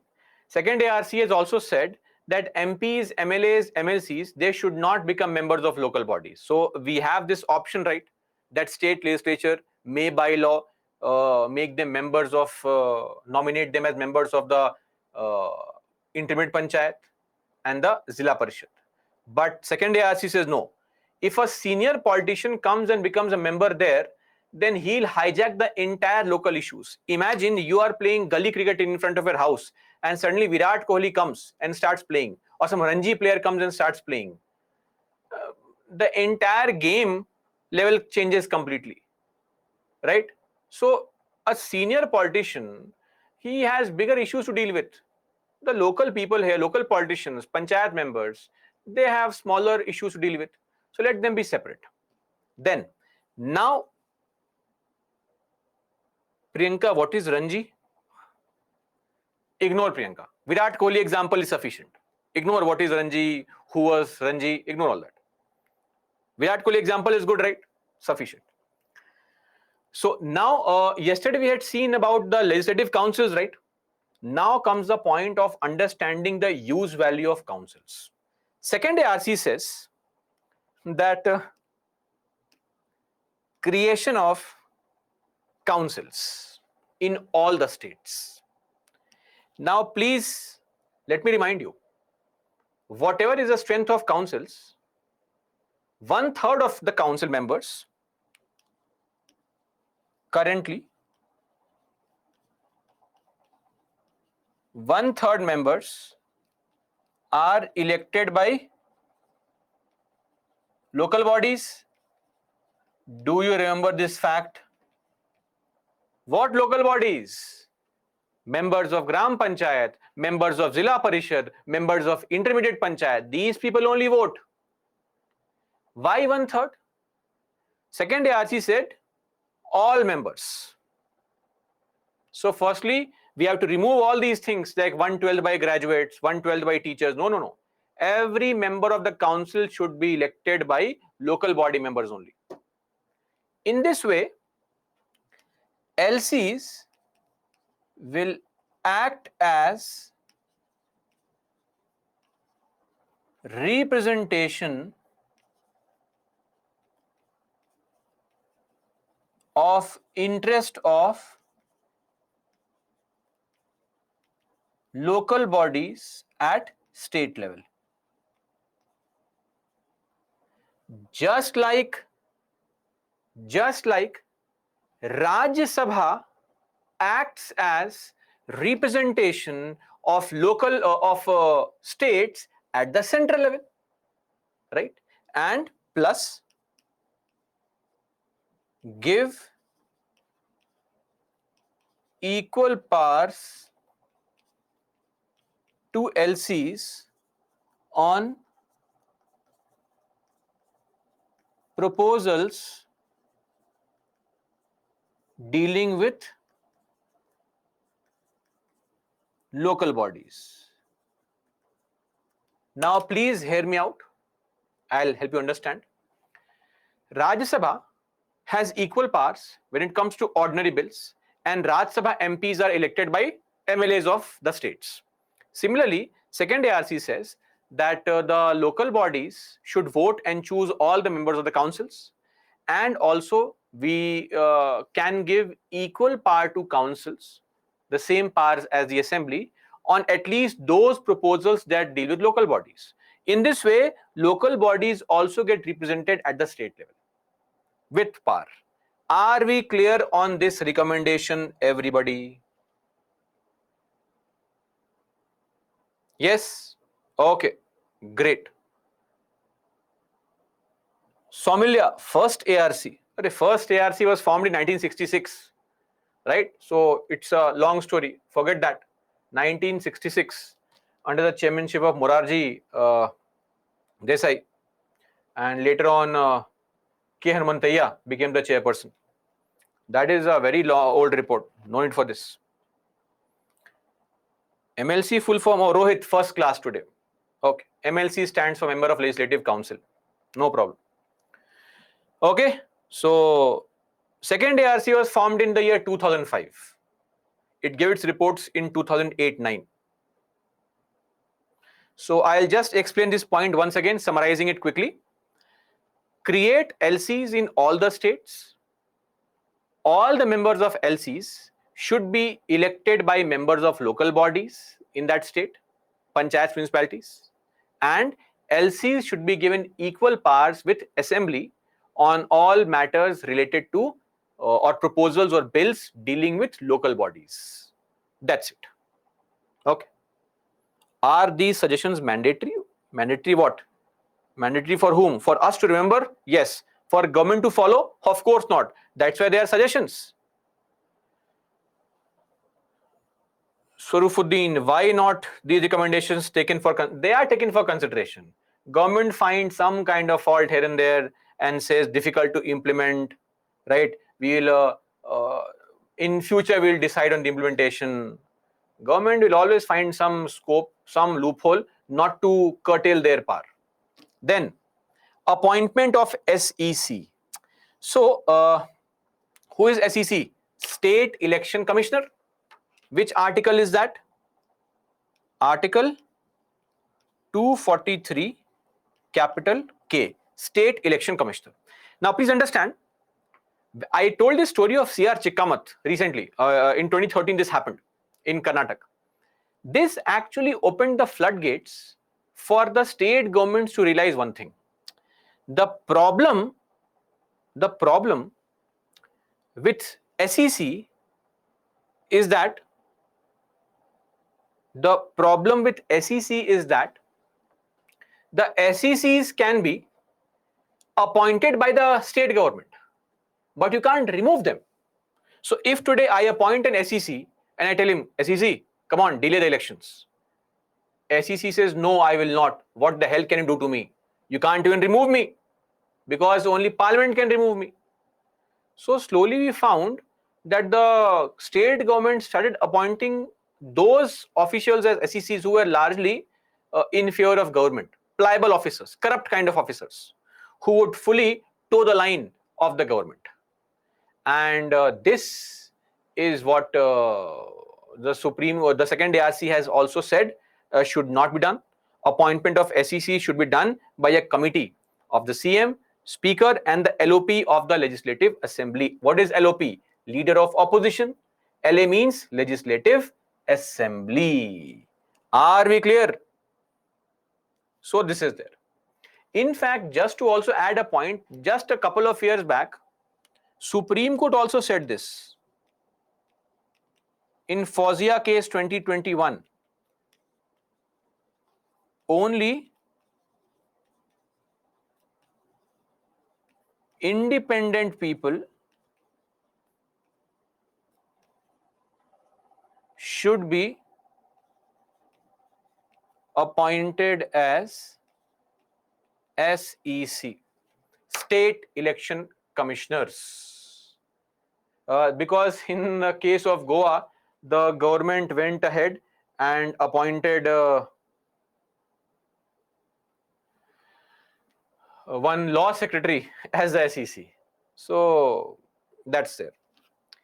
LOP, we have studied this provision. LOP, don't you remember the chapter Parliament? How many times? I said this twice right now also. Leader of opposition. Please pay attention. Leader of opposition in the Legislative Assembly. We are discussing bigger issues. Okay. Then, I have one more thing. See, as of now, when it comes to audits, audit meaning evaluation of money being spent by Panchayat. One suggestion has also been that audits should be regular, because what we have found is that the panchayats don't really audit properly, get audited properly, because they are audited by the what?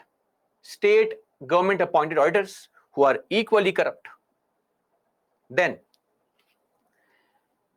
when it comes to creating constituencies of various gram panchayats or reservation to be given, the second ARC says, why should the government decide?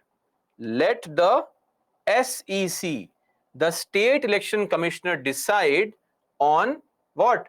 On the delimitation. Now please don't ask what is delimitation. Delimitation means the act of drawing the boundaries of constituencies. Also, Government of India should draft a proper framework on principles that should be incorporated when you are devolving powers and responsibilities and functions to panchayats. There should be a proper structure of how to give power to panchayats. it cannot be subjective to a state government's will and whims and fancies, right? We need to have a proper structure in place on how to devolve funds, functions, functionaries, etc. Then enhancing capacity building of PRI functionaries. What is capacity building? Capacity building simply means training. So kids use the word training, legends use capacity building. From today onwards, please use capacity building. No training. Training is for noobs. Capacity building. When you go to Lavasana, you will not be trained. Your capacity will be built. Capacity building. Clear? Okay. Then each state should prescribe the qualifications of persons eligible to be appointed as members of SFC. What is SFC? State Finance Commission. Remember SFC? State Finance Commission. Okay. Then SFC report and ATRs. Now, what is this ATR concept? So let me help you understand. Any report that the government receives, let's say I am the CAG, or let's say I am the UPSC, and I am submitting a report to the President of India. This is my report.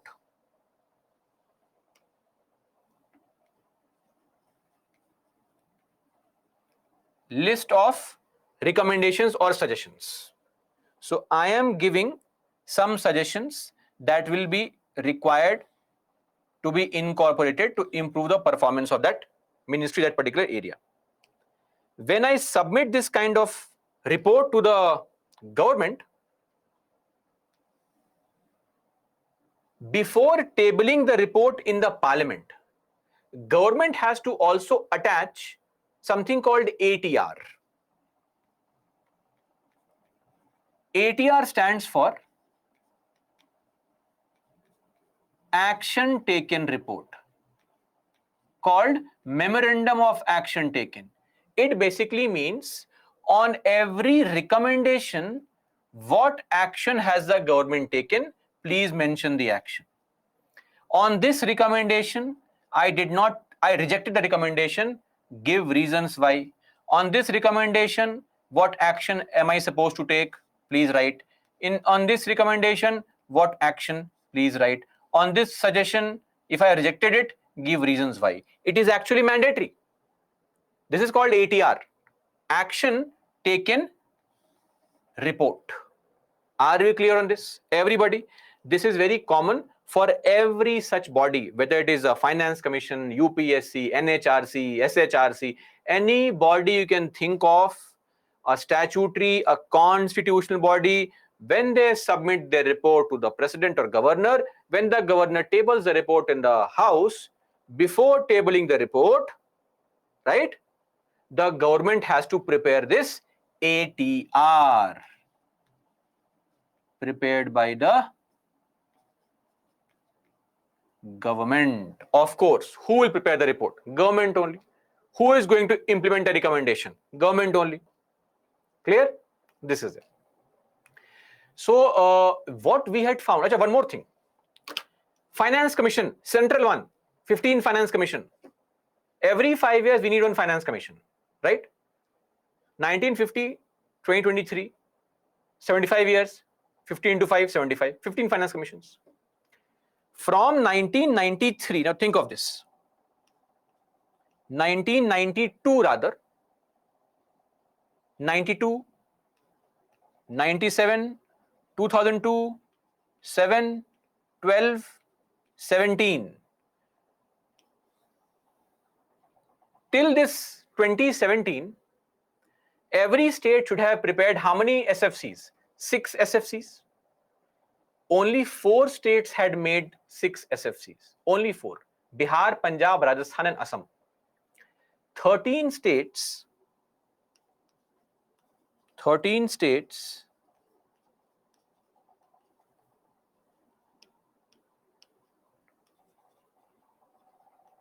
constituted only 3 SFCs till 2018. One every 10 years. The Constitution says, hey, what is SFC? State Finance Commission. What can I say? We have been discussing all these things since yesterday. Anyway, SFC stands for state. Let's not waste our energy and time.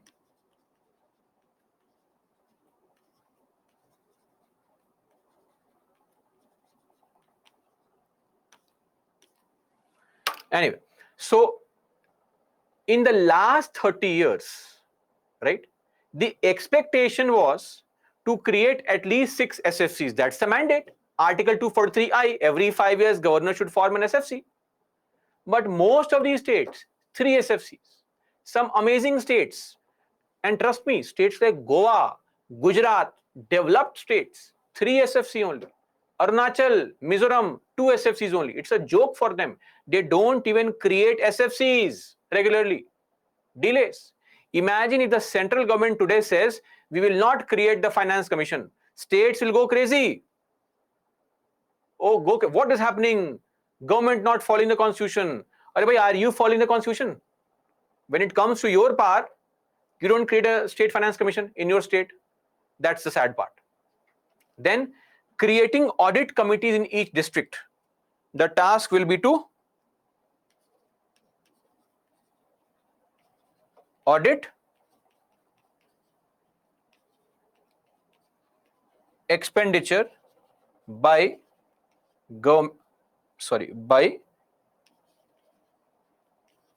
panchayats.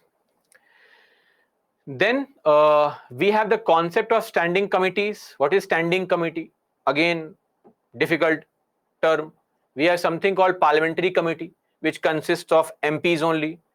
So standing committees are permanent committees which consist of members of parliament. Similarly, states will also have legislative standing committees consisting of state MLAs, permanent committee comprising of MLAs at the state level. This is like a parliamentary committee. So second ARC says that we should also create a separate committee of MLAs to look into the local bodies and the functioning. Mayavanshi, if they are not forming SSCs, and how the government is devolving the finances, look at this. This is a problem, issue. Very poor devolution. That is a problem. Because they don't have SFCs, they devolve funds on their own free will when they feel like it. When they feel elections around the corner, we have to win the hearts of people, send funds. That's the beauty. If you don't follow constitutional guidelines, it means arbitrary action, right? So that's there. So this was a sad situation. Sakshi, can you repeat the name of 4 states, 4 good states? Are you from one of these good states or what? Bihar, Punjab, Rajasthan, Assam. Only 4 states have prepared all 6 SFCs in time, or rather constituted. Otherwise, no other state. Clear? So this is there with respect to second ARC recommendations. More on this. Creating an ombudsman. Ombudsman means a watchdog.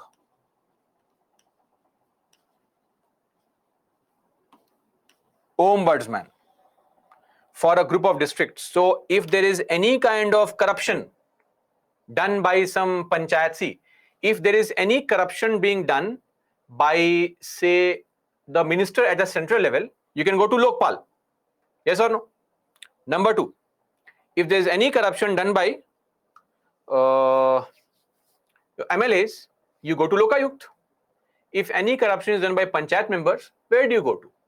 So second ARC said, why don't you create an ombudsman, a watchdog of sorts, where if there is any corruption being done by a panchayat member, you can go and report there. Okay, that's there. Then abolish parallel programs like MP Lads, MLA Lads. Lads stands for, as we discussed, Local Area Development Scheme. I knew this would happen. Somebody is asking, what is a watchdog? Rottweiler is a watchdog.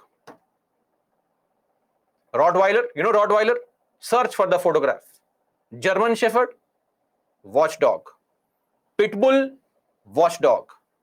Watchdogs are guarding dogs. The other kind of dogs are dogs for fun and frolic, or they are helping dogs, right? Like Golden Retriever, Labrador. Okay, so these are more of a dog which are meant for helping people in general. Then you have some show dogs, right? Then you have some pet puppies and dogs. Guard dog basically, or watchdog, refers to somebody who guards the house, guards the farm, guards the field. That's a watchdog.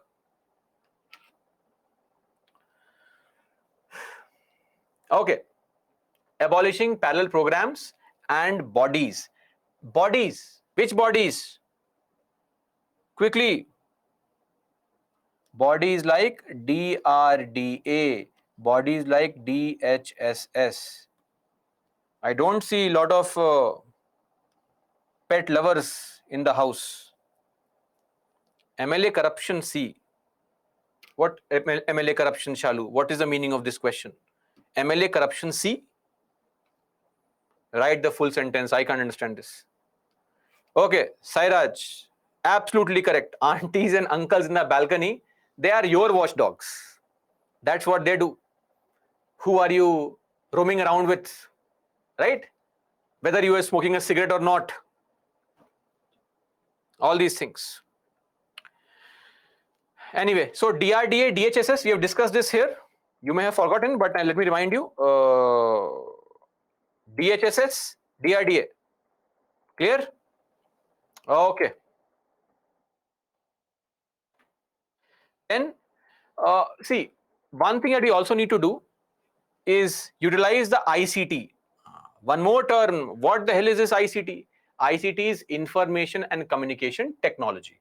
So, see, this is a very important element. You'll discuss more of this when you study governance. E-governance is all about this only. And yes, a lot of states are performing very well on e-governance parameters. Now we are delivering a lot of services on e-governance. In fact, even if you look at the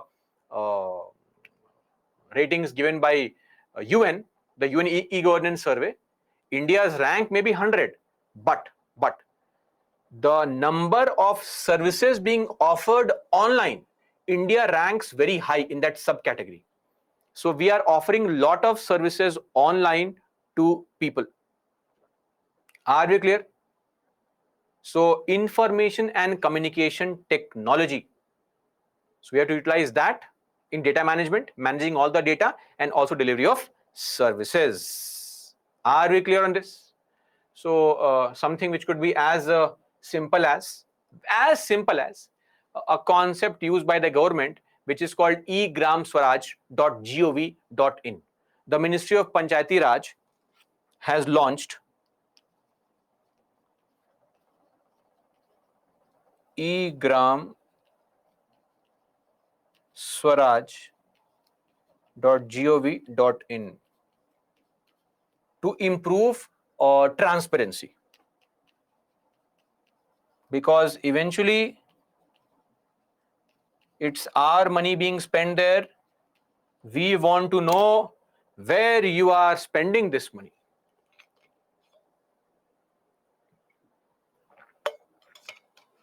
And every single penny you spend, let me just remind you, every single penny you spend,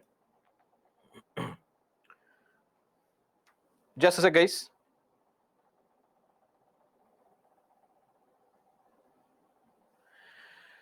we need to know where it is being spent, and it is very important for us to get this information. So online availability of information.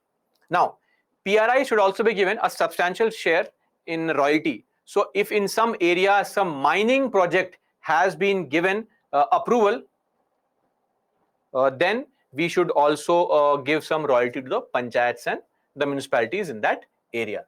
Some money should be given based on these things also. These are the second ARC recommendations. Okay, what is second ARC?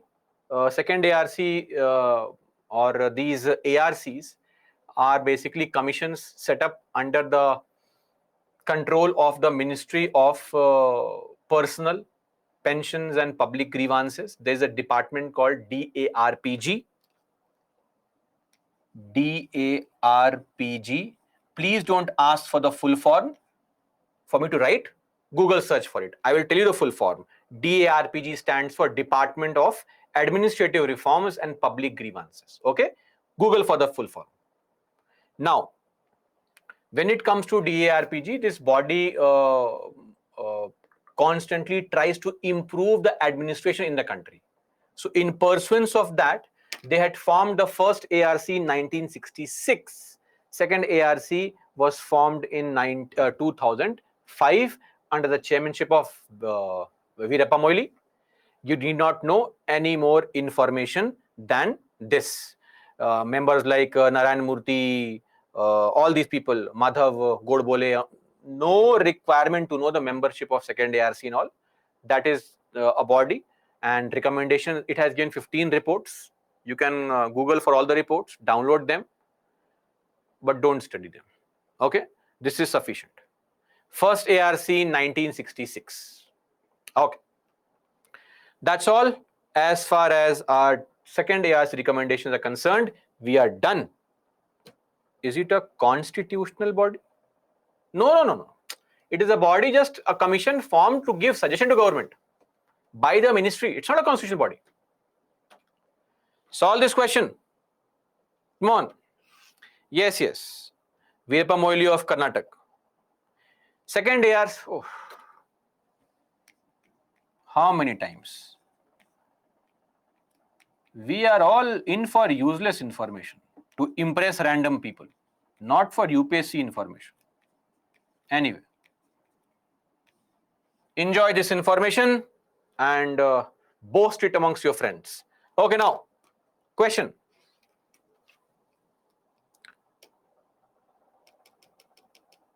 You learn something new every day. Today, you learn something very, very important.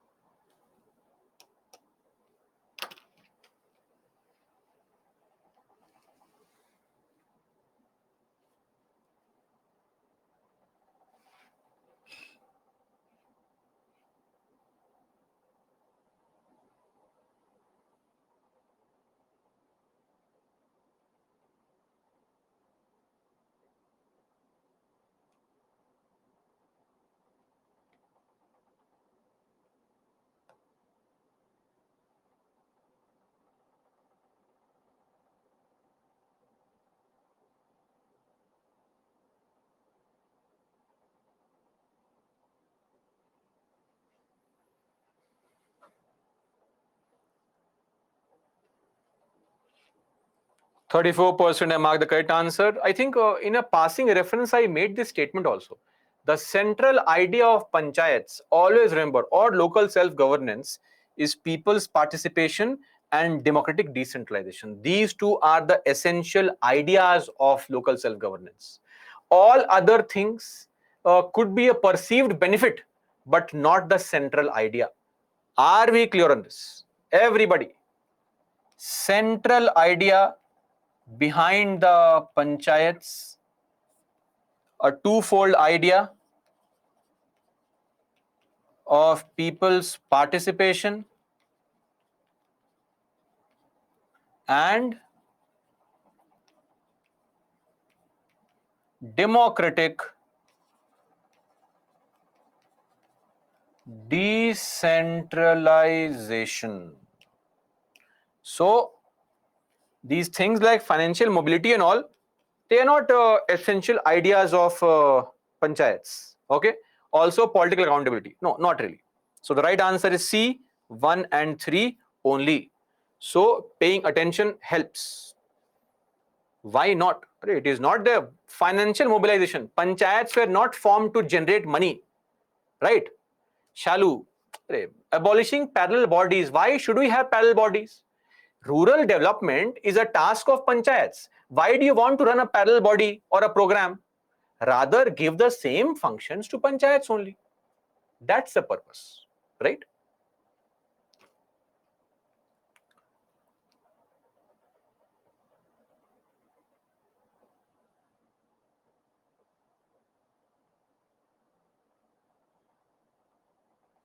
parallel bodies have expertise. That's what we are saying, sir.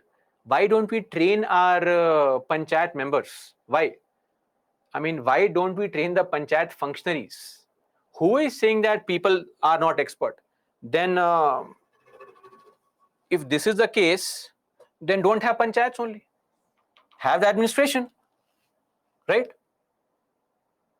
So the point always has to be giving powers to people, making them masters of their own destiny, right? That's it. So train the people, let them decide.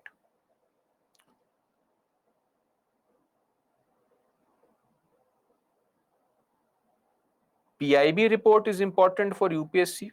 PIB report. Are you referring to Press Information Bureau website? That is of no concern for UPSC. Sometimes some notification comes on that, which could be there. Second option, why it is wrong, political accountability. See, electing members of panchayats, the purpose, you have some things have a generic purpose to it. Other things can be a side benefit to it, right? For example, clearing UPSC, your purpose should be, your purpose can be getting prestige in society, getting a chance to change the country, etc. A side benefit can be you are getting a car, right, free of cost. Will you say getting a car is the real idea behind UPSC clearing? Of course not. That's an additional benefit that is there. The central idea was not this. Clear? So political accountability, holding the elected people accountable, is not the essential idea.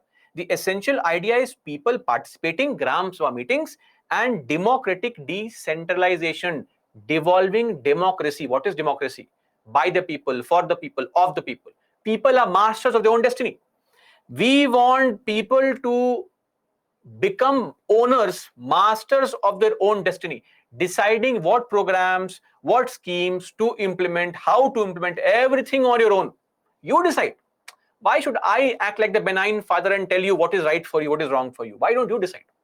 I am decentralizing it. Centralize, controlling everything.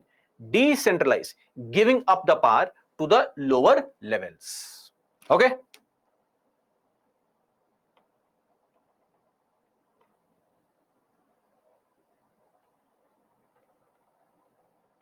Shalu, for everything which I have explained, you are asking a question now.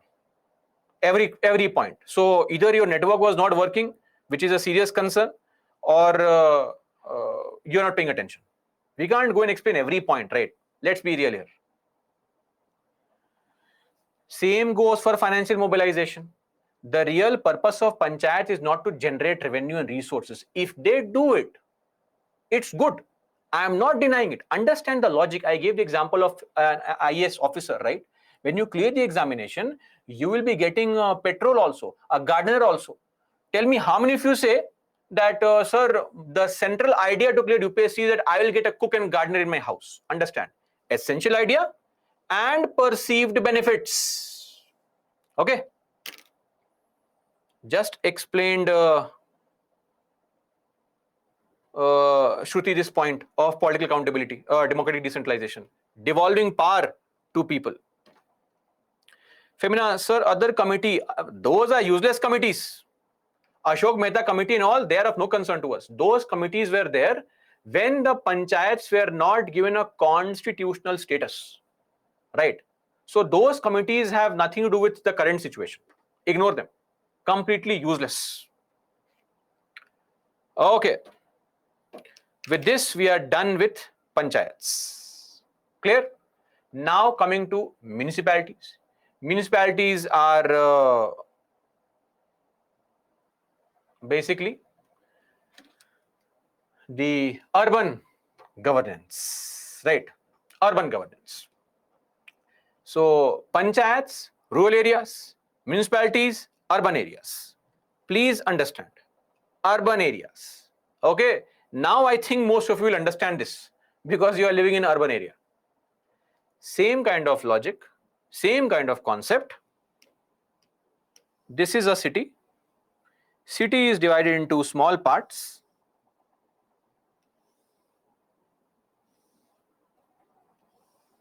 We are calling it a ward. From every ward, you are choosing somebody who is called a ward member, and people elect ward member. And don't fight. Yes, yes. Ward councillor, ward parshad, corporator, anything you want to call them. Name will differ because in every state they have their own nomenclature. So in the constitution, they have referred it to a generic name, not forcing a common name for the entire country. Okay. So municipalities were also added in the Indian constitution with an amendment. That was the next one, 74th Amendment Act. 73rd panchayats, 74th municipalities. Clear? Here also we have added some articles right from article 250 to 243p. Last article of panchayat was what? 243o. After O, what comes? You can sing the ABCD song and you'll get to know. Then PQRST, UVWXYZ, then ZA, ZB, ZC, ZD, so on and so forth. Clear? Which part is this? This is part 9A. Which part was panchayat? Part 9. Which part was union? Part 5. Which part was states? Part 6. Some parts we should know. Are we clear on this? This is for the municipalities. Okay. Now, when it comes to municipalities, one very important point. In fact, in our country, we started with the concept of municipalities. First ever municipal corporation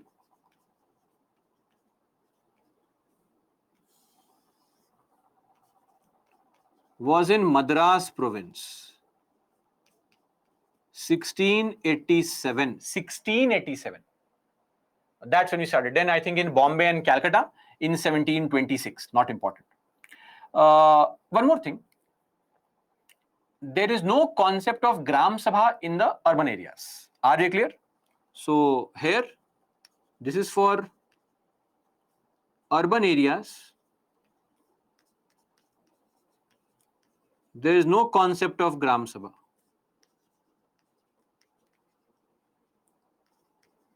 I hope you are understanding this point. Gram Sabha only for villages.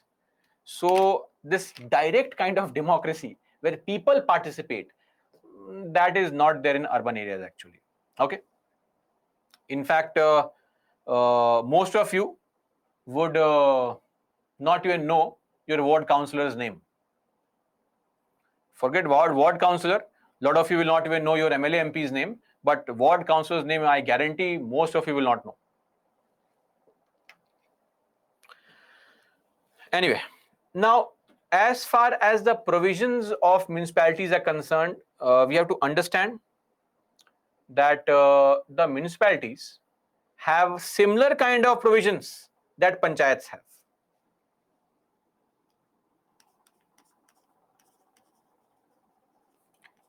Same SFC, same SEC. What is SFC? State Finance Commission, State Election Commissioner. Same audit mechanism. It's all same as panchayats. One more thing. Reservation. Women, SC/ST. Same. With respect to members. WRT stands for with respect to. So with respect to members, it's the same. But when it comes to the reservation for chairpersons,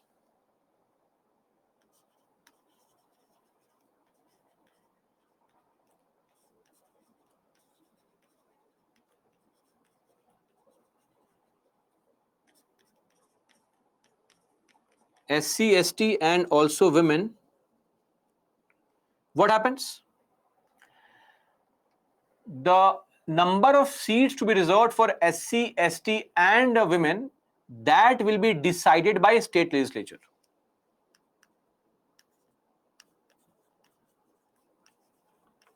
To be decided by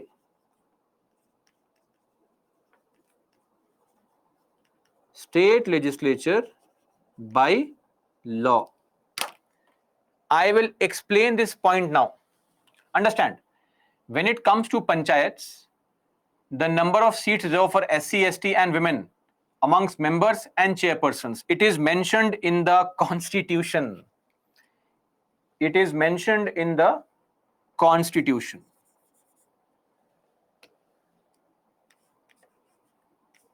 Now, however, when it comes to municipalities, the reservation for SC, ST and women amongst members is the same, population and 1/3, etc.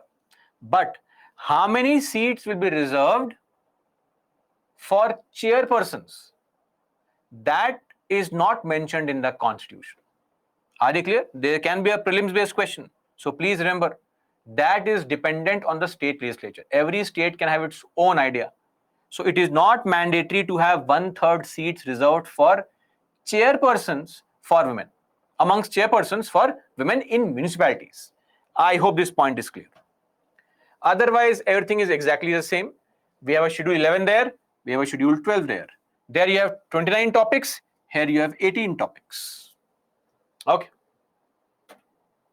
Now comes the difference. See, panchayats are arranged in a hierarchy. Why hierarchy? At the top you have ZP. ZP stands for Zilla Parishad. Under one Zilla Parishad, you can have various intermediate panchayats, IP. Yes or no? Intermediate panchayats.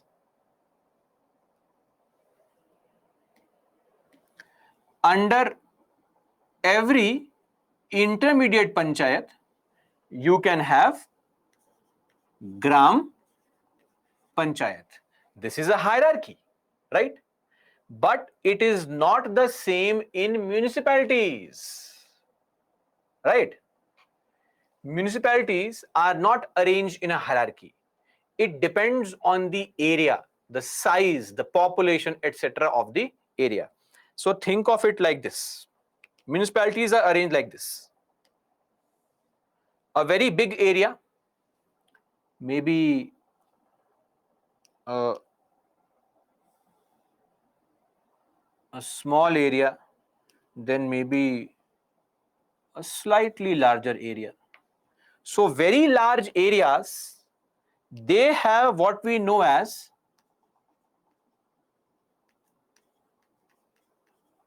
municipal corporation.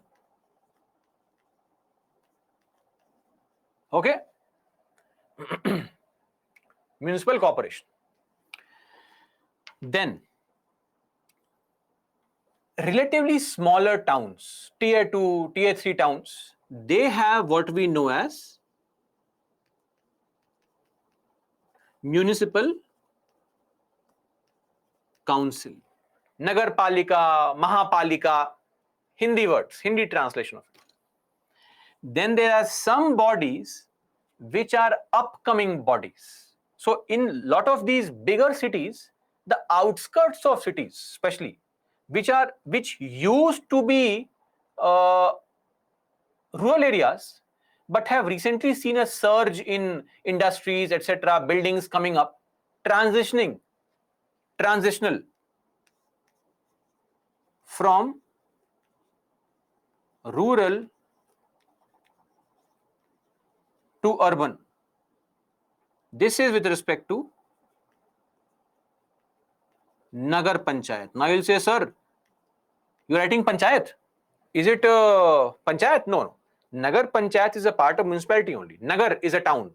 So it's like a semi-urban area. It's almost as good as urban. Now, what is the criteria? What is the criteria? Criteria can be, there can be a lot of criteria.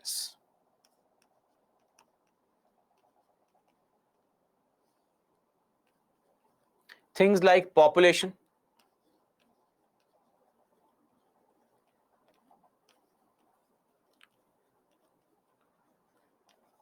density of population, things like uh, economic importance,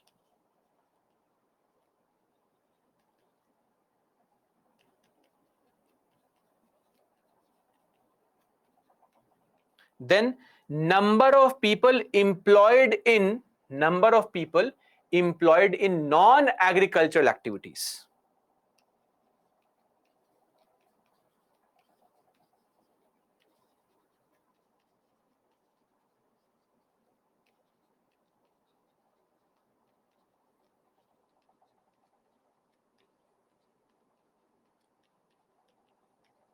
Etc. And all these things are notified by the governor. See, what is IP? Intermediate Panchayat. What is ZP? Zilla Parishad. What is GP? Gram Panchayat. What am I teaching? What is the question? This figure is not important. This number is not important, but I'm just telling you for you to have a rough idea. We have how many municipal corporations? Not important, but still 206. So you can simply write over 200. How many councils? 1683 councils. How many of these newly urban areas? They are not tehsil or taluk and all, please. Those are all rural areas. We are talking about urban areas. Urban area. Panchayat. Forget the words of panchayat. Please keep the panchayat words to panchayat chapter only. Don't bring those words here. Are we clear on this? These are emerging towns.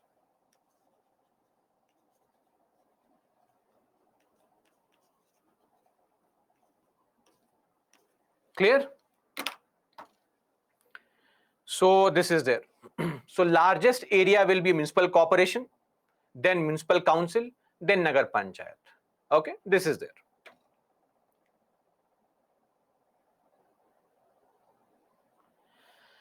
Done. Categories of municipalities. Now, what is the structure of municipal administration? So let's come here first. This diagram, clear?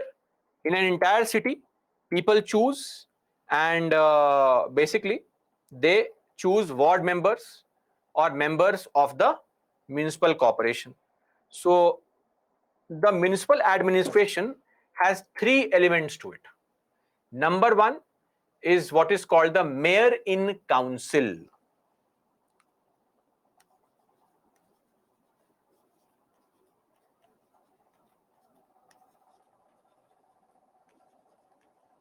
Mayor in council is basically a body. This body consists of CP, chairperson, who is a mayor. Chairperson who is a mayor.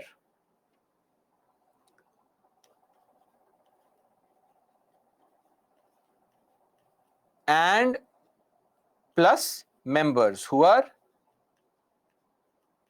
elected directly by people. It is these members who are basically ward members. Are we clear? Now, how is a chairperson elected? Or how is he selected? This person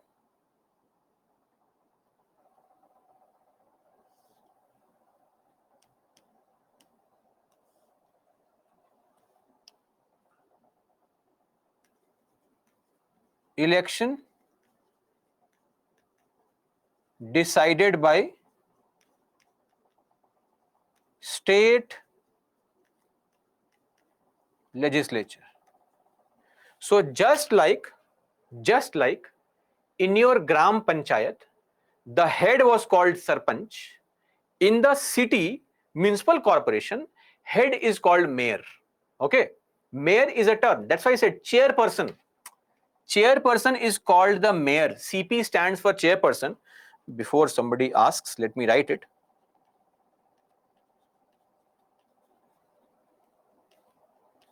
So just like the Sarpanch is the head of the entire Gram Panchayat, others are members. Similarly, in the urban areas, the chairperson is called a mayor. In some states, mayors are elected directly by people. Arey Vijay, I am saying mayor is the chairman of all the corporators. Mayor is the chairman of all the corporators. Please focus on what I am telling. I am explaining the exact same point. Mayor is also the member of this group, right?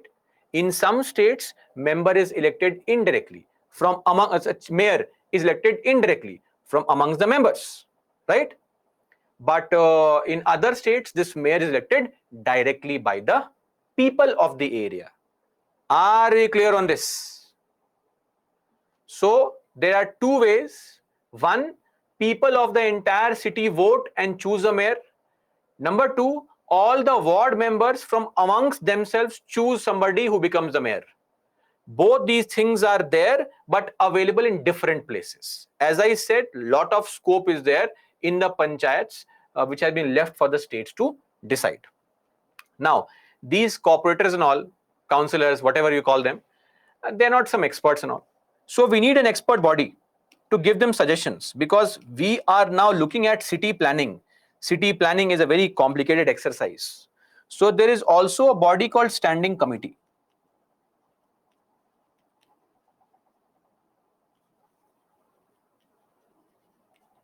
What is standing committee? A permanent committee. This comprises of experts nominated by government. And here government refers to state government only. This standing committee will give recommendations.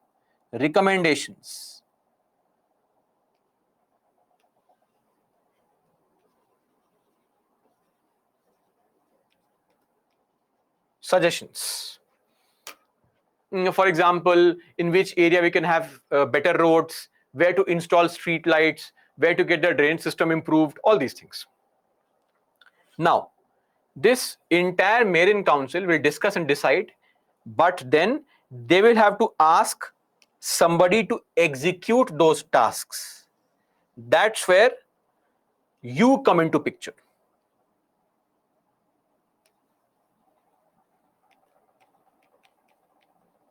Municipal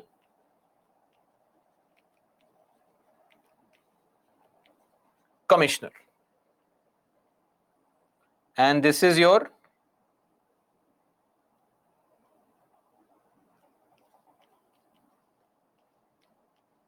staff, one IAS plus other staff. This IAS is the municipal commissioner. Are we clear on this?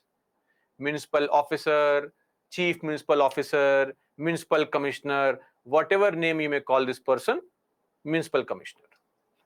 The task of mayor in council is to make recommendations on plans, programs, etc. Okay? They make recommendations to the municipal commissioner, and it's the IAS officer, you, who is the ultimate deciding authority. Nice, right? You will get to decide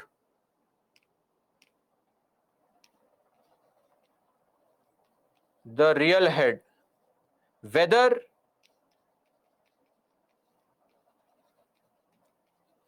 a suggestion given by the mayor in council can be implemented or not. Are we clear? So, mayor in council does not really have much powers.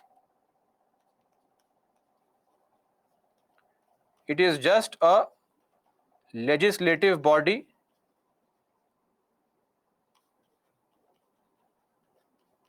limited to giving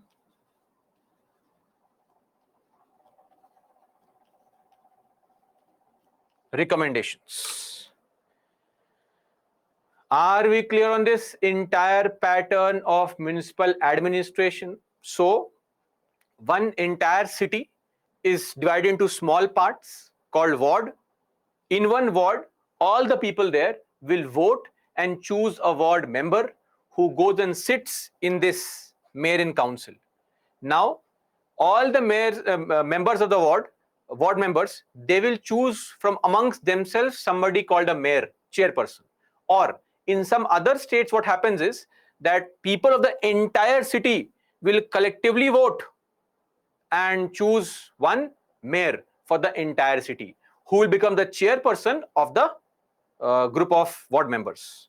There is also a standing committee, a separate committee group of people consisting of experts largely in city administration, who are chosen by the state government, and they are there to give recommendations to the mayor in council. Finally, mayor in council will give recommendations to the municipal commissioner, the commissioner's office, where all the plans and programs are finally executed. So if the mayor in council says that, sir,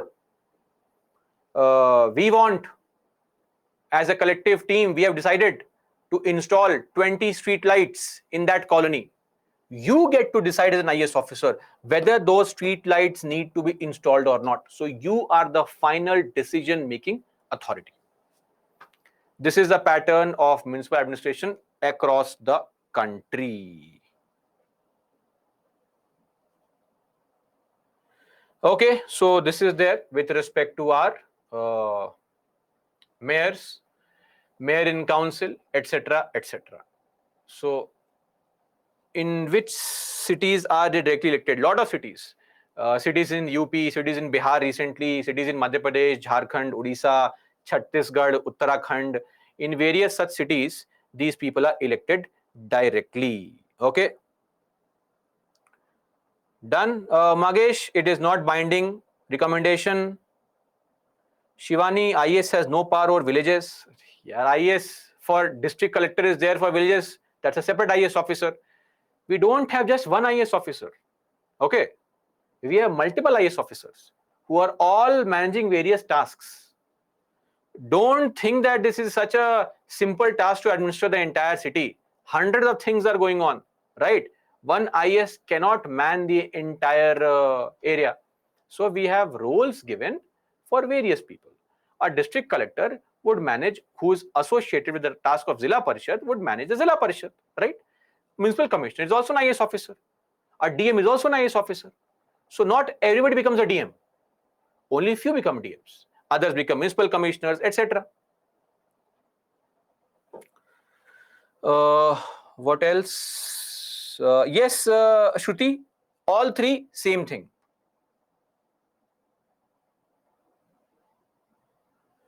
Anjali, I was in the MCD office and mayor came, then one police person said me to stand up. Why so?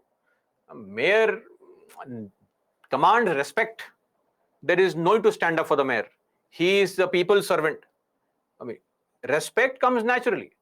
So if you feel he's an elder person and you want to stand up, it's okay. But forcing you to stand up, it's not right. Who is this person? He is there because we have voted for him.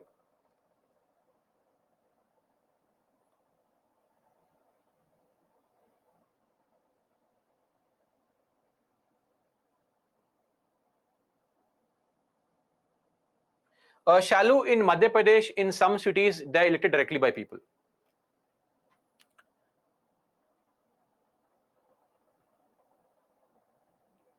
XY, Indore, my city, direct election of mayor. Yes, but not all the cities of MP also. So in some cities, directly elected, other cities indirectly elected. Prashant, no. Municipal commissioners are the real bosses.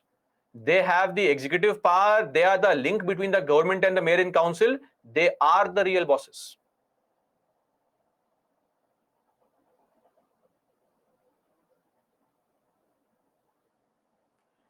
District is going to become Nagar Panchayat from municipal council. Shalu, I have no idea what you're asking, frankly.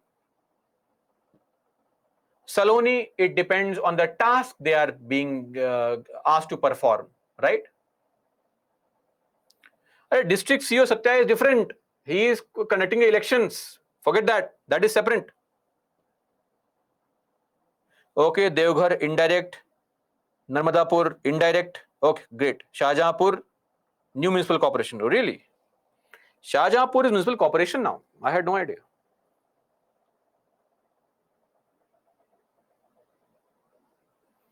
Independent people, Devansh, yes, no political affiliations. Largely no political affiliations.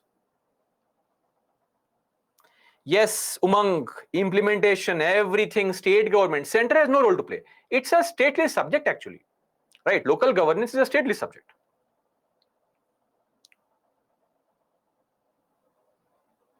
Abhishek, Shahjahanpur is municipal council. Somebody is saying corporation, it has become corporation now.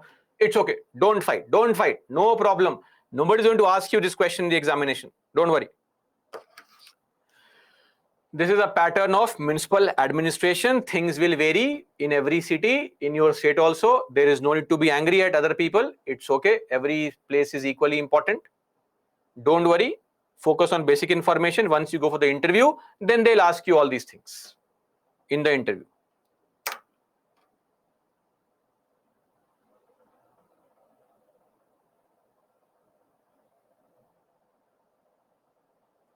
Your district is changing from municipal council to Nagar Panchayat. No. Then it is a downgrading of your district, not upgrading of the district.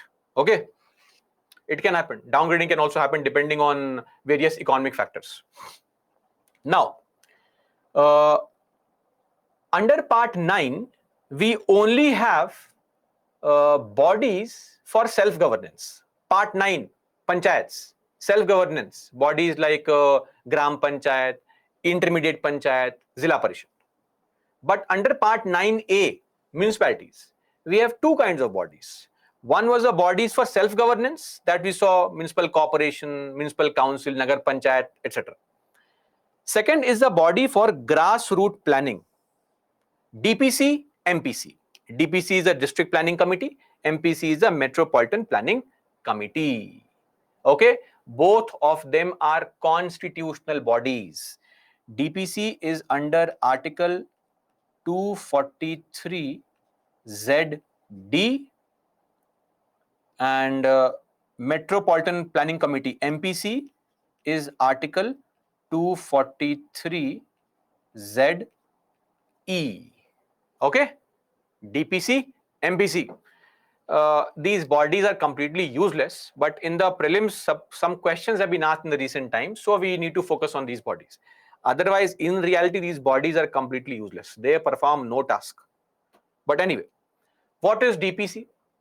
DPC basically is a body which is there for every district, meaning district comprises of rural areas and also urban areas. So in a district, we have this body called DPC, whose only task is to prepare the draft development plan for the district as a whole. Things like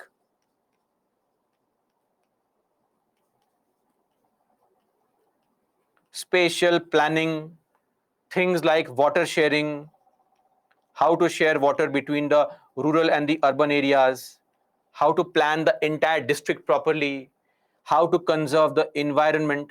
So environment conservation, physical and natural resources, infrastructure development. So on all these parameters, recommendations are given by the District Planning Committee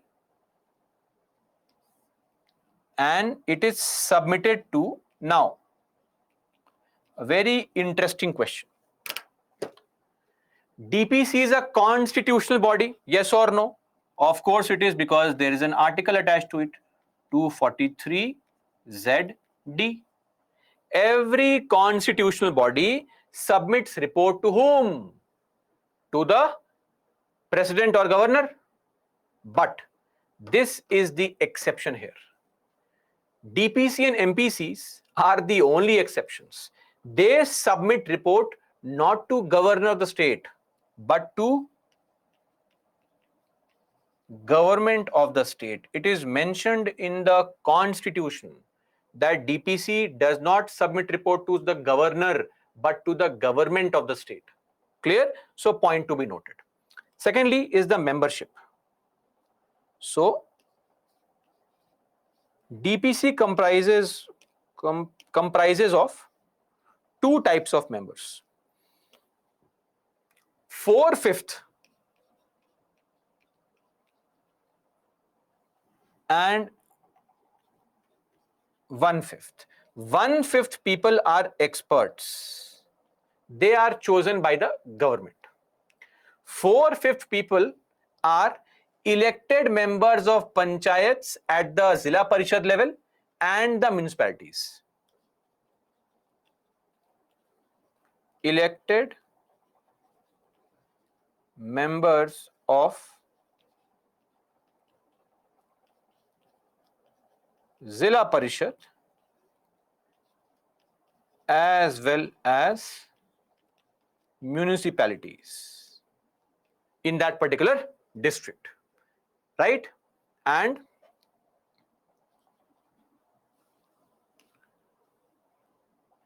the DPC has a chairperson. Anybody can be a chairperson. Ministers can be chairpersons, right?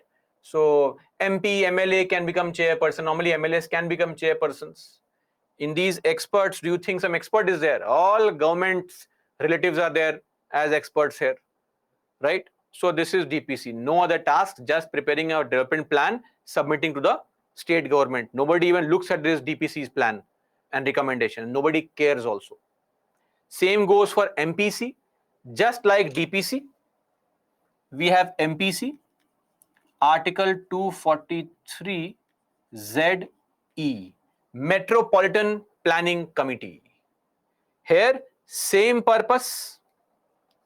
Here also, report, submit to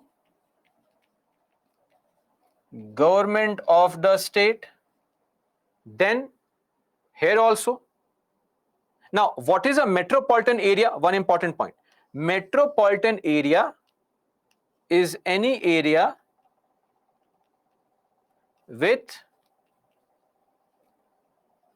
population greater than 10 lakh. That is called a metropolitan area.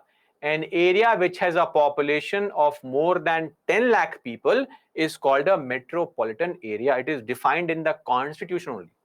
Article 243P clause C defines this. But anyway, not for us to know. Same thing here, same spatial planning, similar to DPC. Before you ask, this is DPC and this is MPC. Anyway, one more slight difference here. When it comes to MPC, MPC also has two types of members, of course. 2/3 and 1/3. So 1/3 are experts chosen by the government. 2/3 are elected members of municipalities and chairpersons of panchayat.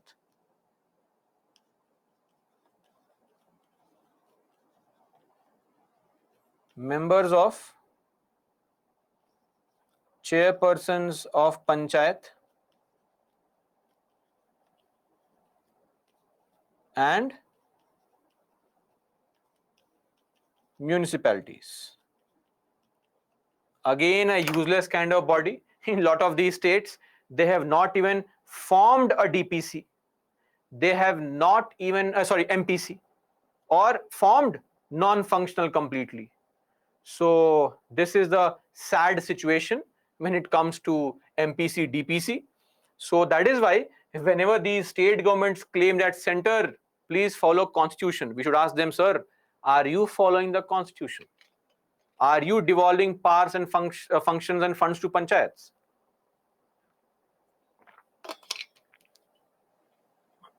Everybody wants their rights, but they are not willing to sacrifice and compromise on their powers, sharing it with the other lower levels of governance. Anyway, that's it. Solve this question, please.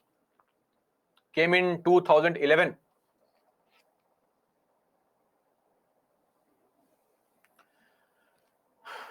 Oh, poll.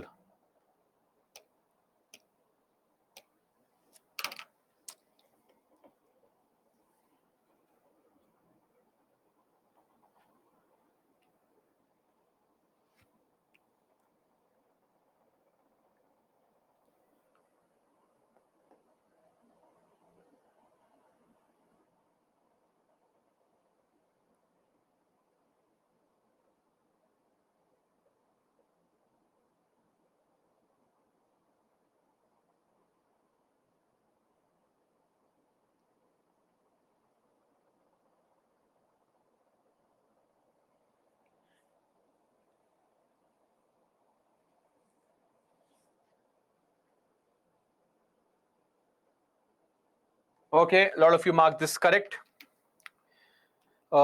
In India, an MPC is constituted under the provisions of the Constitution. Of course, it's correct. Prepares a draft development plan for the area. Of course, it's correct. Has the sole responsibility for implementing. It has no other task.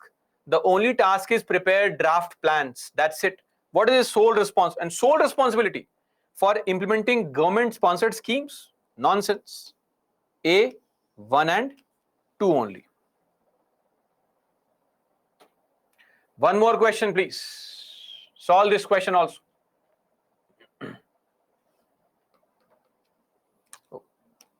Poll.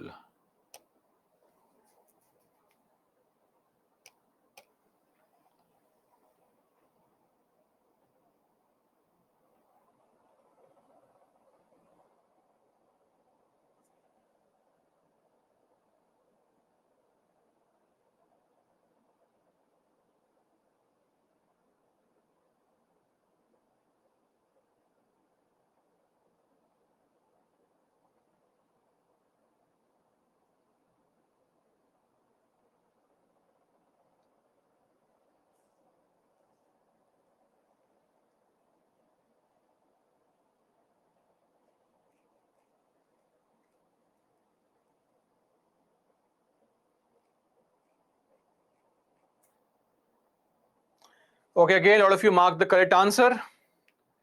The Constitution 73rd Amendment Act, which aimed at promoting Panchayati Raj, provides for what? DPC? Of course not. DPC is mentioned under the 74th Amendment Act. Yes or no? Of 1992. So one is wrong. Remove one.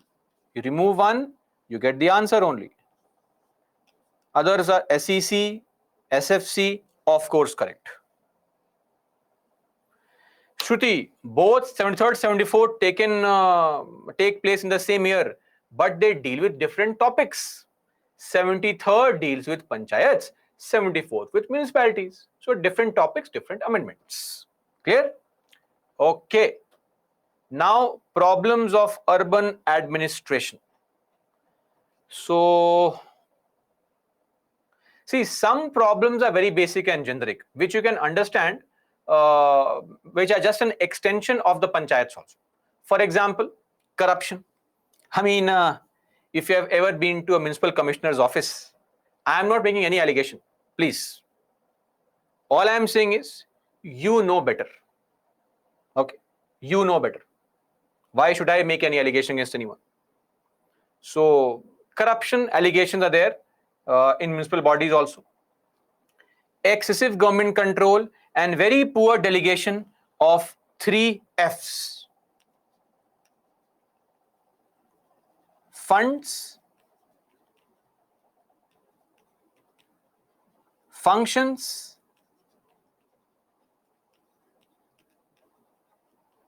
and functionaries. Remember, same thing. Then inadequate capacity building. What is capacity building? Now we know. Training. So training is very poor for the functionaries here. So some issues are common that has been carried forward from the urban areas, rural areas, like existence of parallel bodies. This comes from the urban areas. Okay, so that is there. Apart from it, there are some specific issues also. For example, unplanned and haphazard urbanization. So in our country, you will be surprised that we have never planned our cities. Our cities just grow. People come and start residing in the cities for jobs, etc., and better greener pastures. That's it. And no planning goes behind the cities and all. Now we are planning our tier 2, tier 3 towns because we are witnessing what is happening to bigger cities. Because of unplanned urbanization, various issues, rise of slums,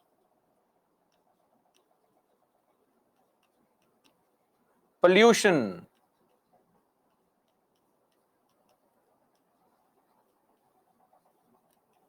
traffic congestion, things like rising levels of crime, power and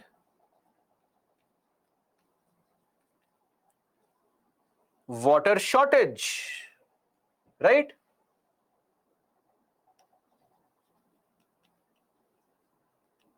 Rising levels of crime, crippling infrastructure, overload on schools, hospitals, crippled infrastructure. Too many people trying to get the benefit of hospitals and schools, which do not or cannot simply support the rising population. Okay. So this is with respect to the problems.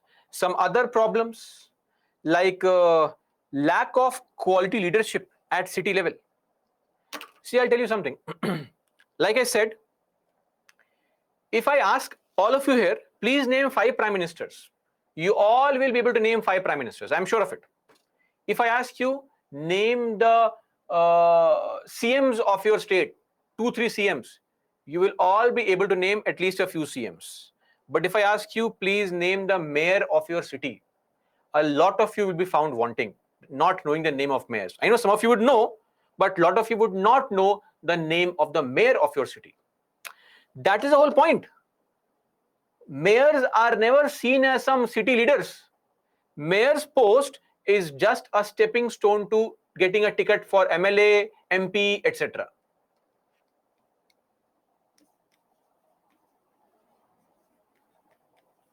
Mayor's post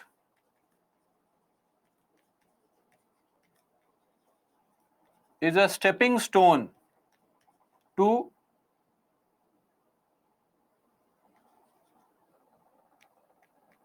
rise in politics. MLA, MP. That's what's the task. Okay. So, of course, apart from it, the focus is still on rural area. Stepping stone is a phrase. Please search for the meaning of stepping stone. Shalu, please do this much of, take this much of effort for me. Search for the meaning of stepping stone. Failures are stepping stones to success. Remember, childhood, same thing. Anyway, politically, the focus is also still on rural areas only. I'll give you a simple example. In your Lakshmikant, did you see how many committees were there for Panchayat? Ashok Mehta, Balwant Rai Mehta, Gadgil, Sadgil, GVK Rao, this Rao, that Rao. So many committees. How many committees for municipalities? You can literally count them on your fingers. Number of committees ever formed to improve the urban areas. India lives in its villages. Vote bank. 68.8% people living in villages as per 2011 census. I am a politician. I am a politician. I want votes. Focus rural areas. That is why politically the focus is still on rural areas. And of course, existence of parallel bodies, same old story, schemes, programs, MP lads, ML lads, DRDA, all these things. And last point for the day, absence of urban way of life. So I'll give you a live example of this. Normally what happens is whenever elections take place, people, media persons would go on the road asking people, what do you want from this new government? So I was looking at this interview happening in a city like Bombay, Mumbai, financial capital, educated people, aware people. That's what is the expectation. In a city, people are more aware. Sadly, that's not the case. Most people would say, I want better roads, more street light in my area, water. So, the PM or CM will do this for you. Do you think it is the role of Uddhav Thackeray or Narendra Modi to bring water to your house? Ward councillor. That was a person who was responsible for all these things. Our expectations are misplaced. We don't really know where to or from whom to expect all these things. Absence of urban way of life, meaning despite high education level,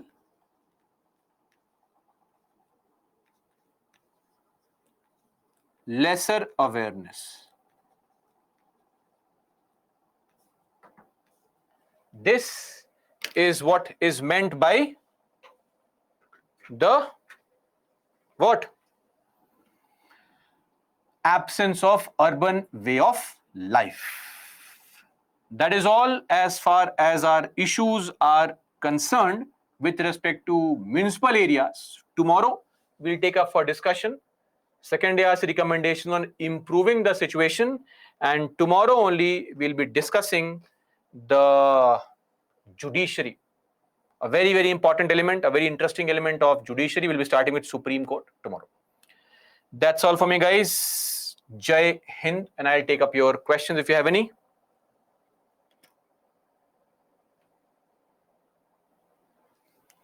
People don't prefer polity in class 11th. Not you, Sakshi. Parents, they don't prefer polity. That's a sad part. And then we realize that, oh, polity was so important, geography was so important for UPSC. Sameen, a difference in rank is possible, but then it depends. A DM in a smaller city is a way bigger person than a municipal commissioner is in a smaller city. But a municipal commissioner in a bigger city is a very senior IAS officer. So maybe some pay grade difference is possible, but their area of influence is separate actually. Ravi, why do we have them? Nah, Ravi, see, your question is wrong. Just because the third level has become weak and flawed, you want to remove it or rather strengthen it.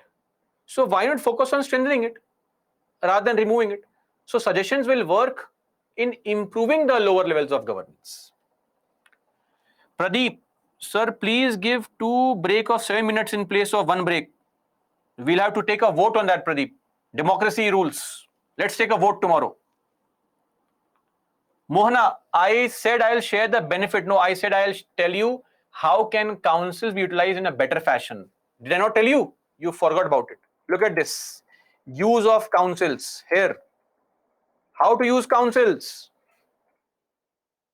Councils can be used as a representation of the local bodies at the state level. This is the recommendation.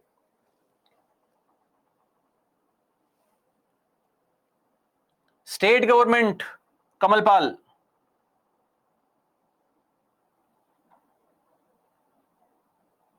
Shivani, what is exactly?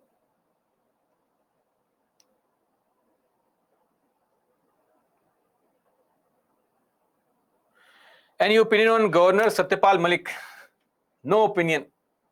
When you are out of No, an important position, you have a right to say anything you want to say.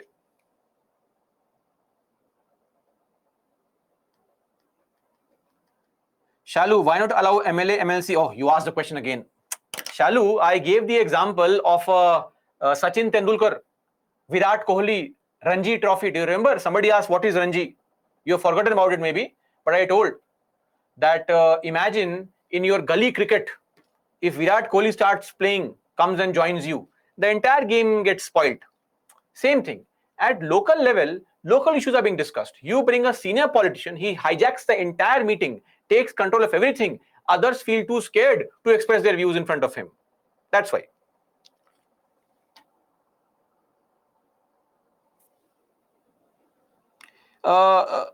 Swarufuddin, it's a pretty decent book, but depending on whether you are going to take the exam in 24 or 25. If in 26 onwards, then study that book.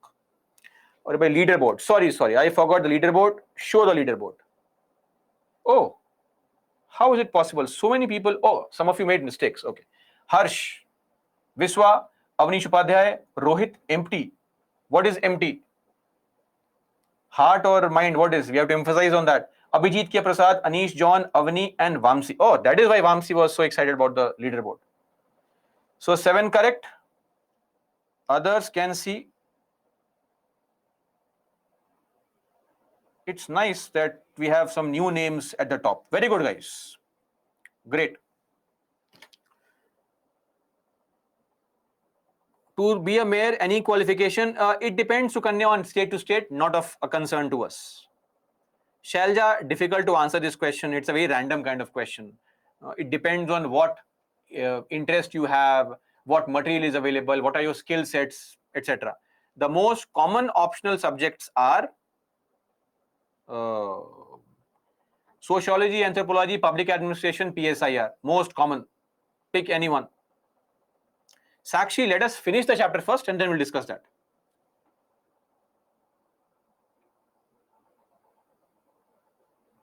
Yes, Dinesh, that's correct. But what do we know? What do we do about it? Somalia, it's under municipalities.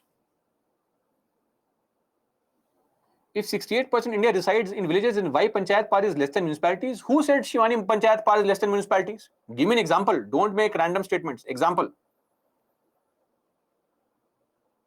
Devansh, based on population, economic importance, contribution to the state GDP, all these things.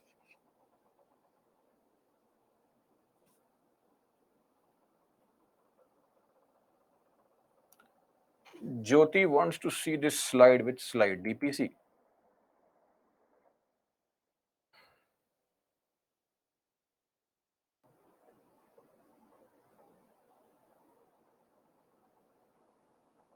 Thota, what are benefits without these suggestions implementing? I mean, is your question what is a problem? I mean, or what is the advantage without the benefit, without the suggestions being implemented? Of course not. We have to eventually implement those suggestions. That's there. Swarufuddin, yes, it does, but not to a large extent. Now your question has changed, Shivani. Pars are equal. But you tell me, whose pars are more? We have a Gram Sabha at the Panchayat level, right? So it's like a more participative body. Sairaj, it is not a merger. It is not a merger. It is basically the concept of various groups in the party claiming the ownership of the party. We'll come to it under Election Commission. Aksa, what is massive? Massive corruption means huge corruption. That's called massive corruption. No, Bhumika, it's okay. 21 years age. How many people are winning the election at 21? That's also there. I don't see a problem. Manohar, not me. There's a separate team to evaluate. It's not possible for me to evaluate, right? I have classes also to take, no?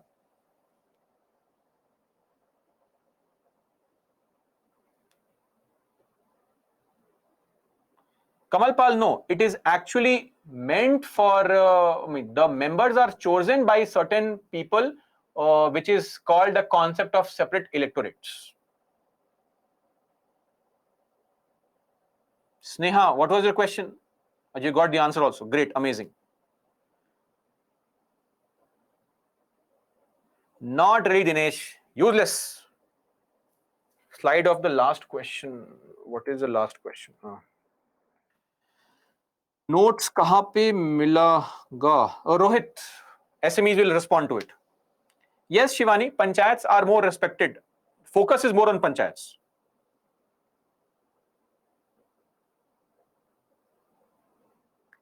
Yes, Shalu, it takes place actually. Candidate buying is very common in council. Seed buying is there in council. It happens. It is something which is rampantly available. Seed buying for 6 years. Okay, guys, that's it for today. Let's end our discussion now. Tomorrow, we'll take up further discussion our issues, suggestions on municipalities, some finance commission recommendations, and then we'll start our discussion on judiciary. Please revise. Till then, that's all for me. Jai Hind.